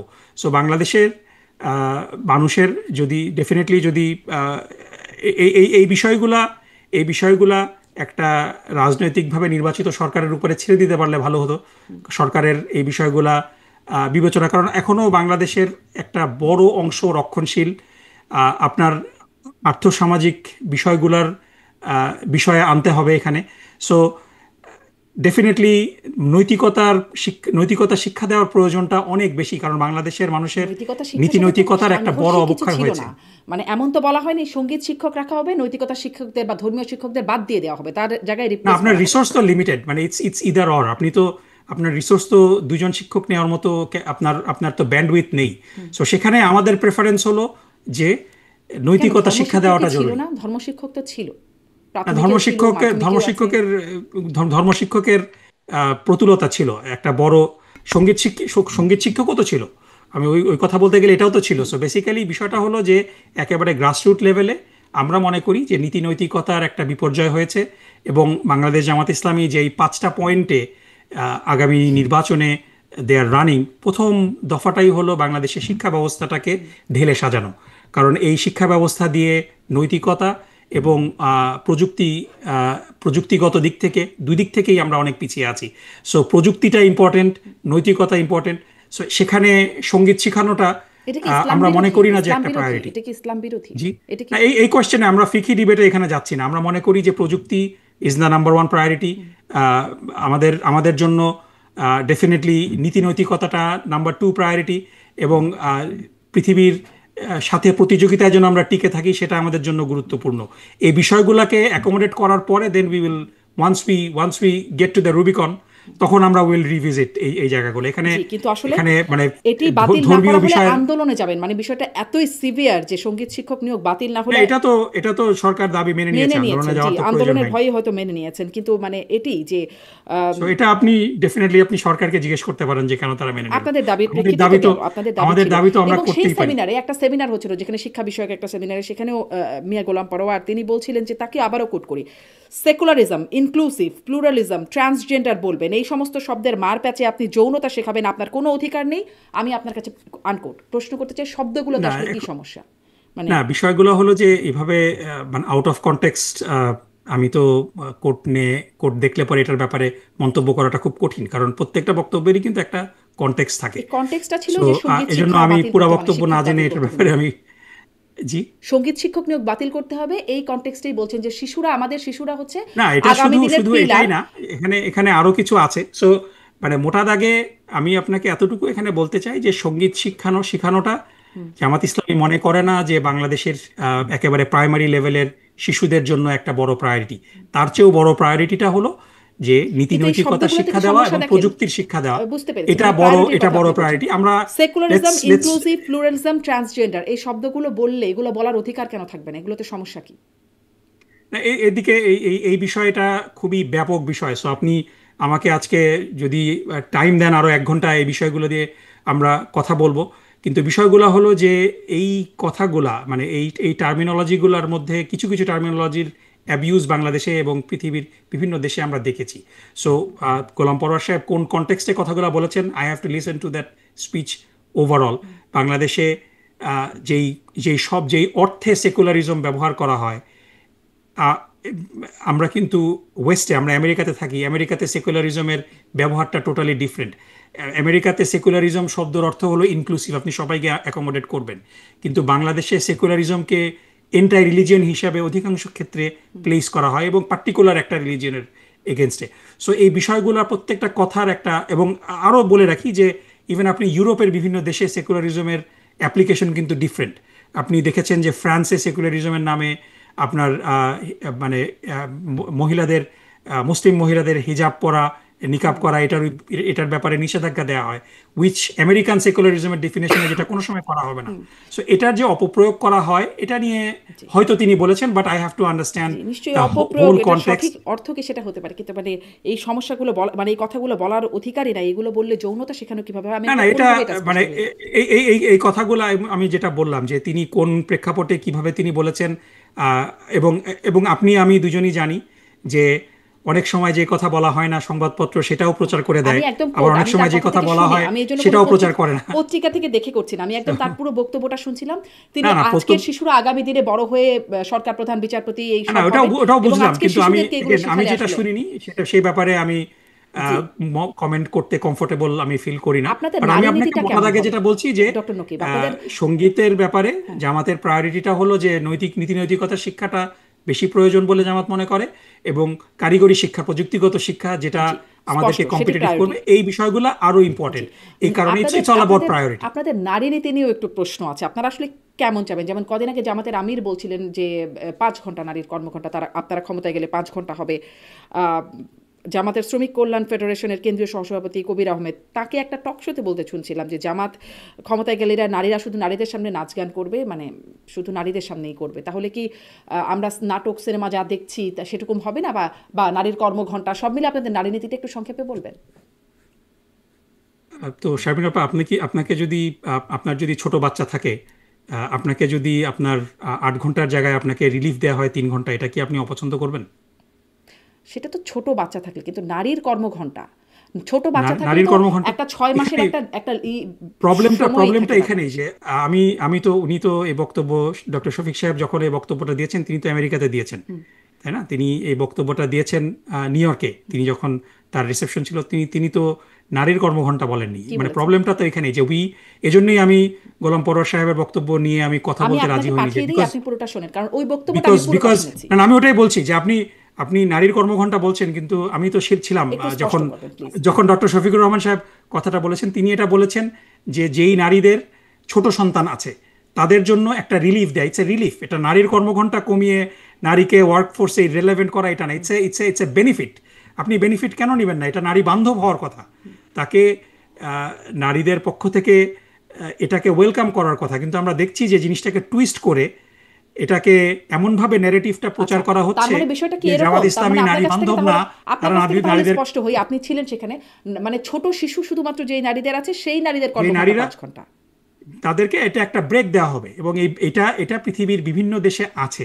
আমি কত ছোট শিশু, আপনার মানে এখান কত ছোট শিশুর জন্য আসলে, এটা শিশুর উই মায়ের ক্যান জন্য? Talk about that. একটা নীতি তো যখন যখন একটা নীতি মানুষের সামনে আনা হবে, যখন এটা ইমপ্লিমেন্ট করা হবে, তখন অবশ্যই আচ্ছা it will be discussed with stakeholders. আচ্ছা আচ্ছা স্পষ্ট। কিন্তু মোটা দাগে জামাতের যেই পলিসিটা সেটা হলো যে যেই নারীদের শিশু সন্তান আছে, সো এই বয়স সীমা নিয়ে কথা হতে পারে, জি এটা 2 বছর, 3 বছর, 4 বছর, যেটাই হোক না কেন, এটা নিয়ে আচ্ছা, ডেফিনেটলি তার মানে দেয়ার এটা ক্যান বি এখনো ডিসকাশন। স্পষ্ট হয় না, আপনাদেরও কিন্তু এখনো নীতিতে নীতিতে নিতে প্রিন্সিপালটা বাকি। হলো যে নারীরা অনেক সময়, যেটা আমরা যদি দেখি যে সুইডেনে কিন্তু এটা করা হয়েছে, মানে নারীদের 8 ঘন্টাকে 25% কমিয়ে দেওয়া হয়েছে আনটিল দ্য চাইল্ড টার্নস 8। জি আপনি এটা বলছেন হলো সেটি ওয়ার্ক আসলে লাইফ সেটি আসলে ব্যালেন্সের জন্য। আপনারা নীতিটা পরবর্তীতে আলোচনা করে কৌশলটা নেবেন যে কত ছোট না, বাচ্চা। মানে মোটা দাগে নীতিটা হলো যে নারীরা যাতে করে কমফোর্ট ফিল করে, তাদের উপরে চাপটা কমে যায়। কারণ একজন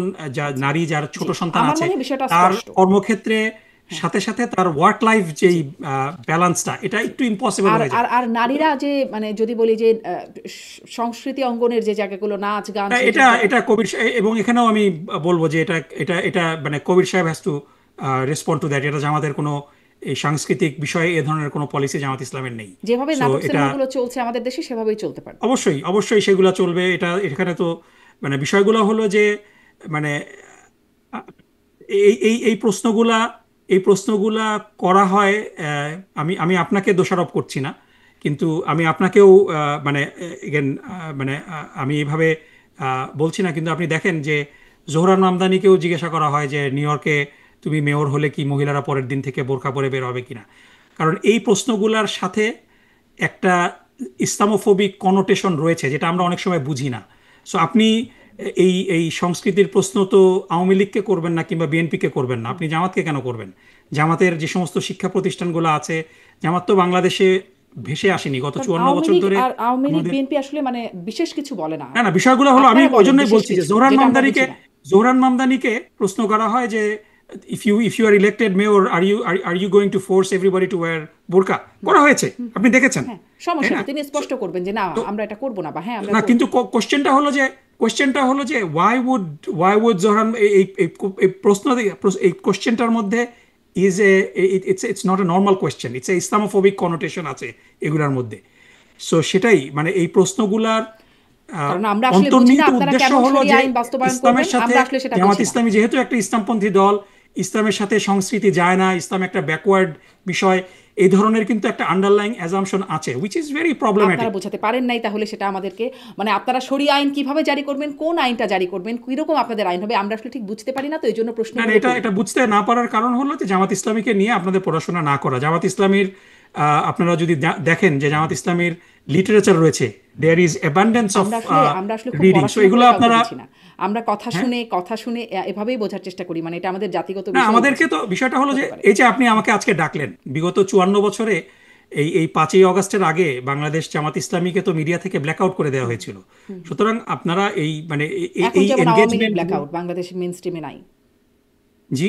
আওয়ামী লীগ যেমন মেইন স্ট্রিমে যেতে পারে না, এখন তাদেরকে ব্ল্যাকআউট করে না, দেওয়া হয়েছে। আওয়ামী লীগ তো বাংলাদেশে নিষিদ্ধ একটা সংগঠন, নিষিদ্ধ সংগঠন, হত্যাযজ্ঞের সাথে জড়িত সংগঠনকে আপনি কেন নর্মালাইজ না, করবেন? নিষিদ্ধ সংগঠন না, তাদের জার্মানিতে কার্যকলাপ নাৎসি নিষিদ্ধ। পার্টিকে তো আপনি নর্মালাইজ করতে পারছেন না। সো তাদের কার্যকলাপ যারা নিষিদ্ধ। গণহত্যার সাথে সরাসরি জড়িত, ফোনে গণহত্যার নির্দেশ ওই দিচ্ছে, যে আপনি তাদেরকে আপনি বলছিলেন কেন না, একদম আপনার সাথে একমত, মানে সেই নির্দেশনাগুলো আমরা শুনেছি, সেটা নিয়ে তর্ক নাই, কিন্তু ওই যে আপনি বলছিলেন না যে ইনোসেন্ট আনটিল প্রুভেন গিলটি, যা না, হোক।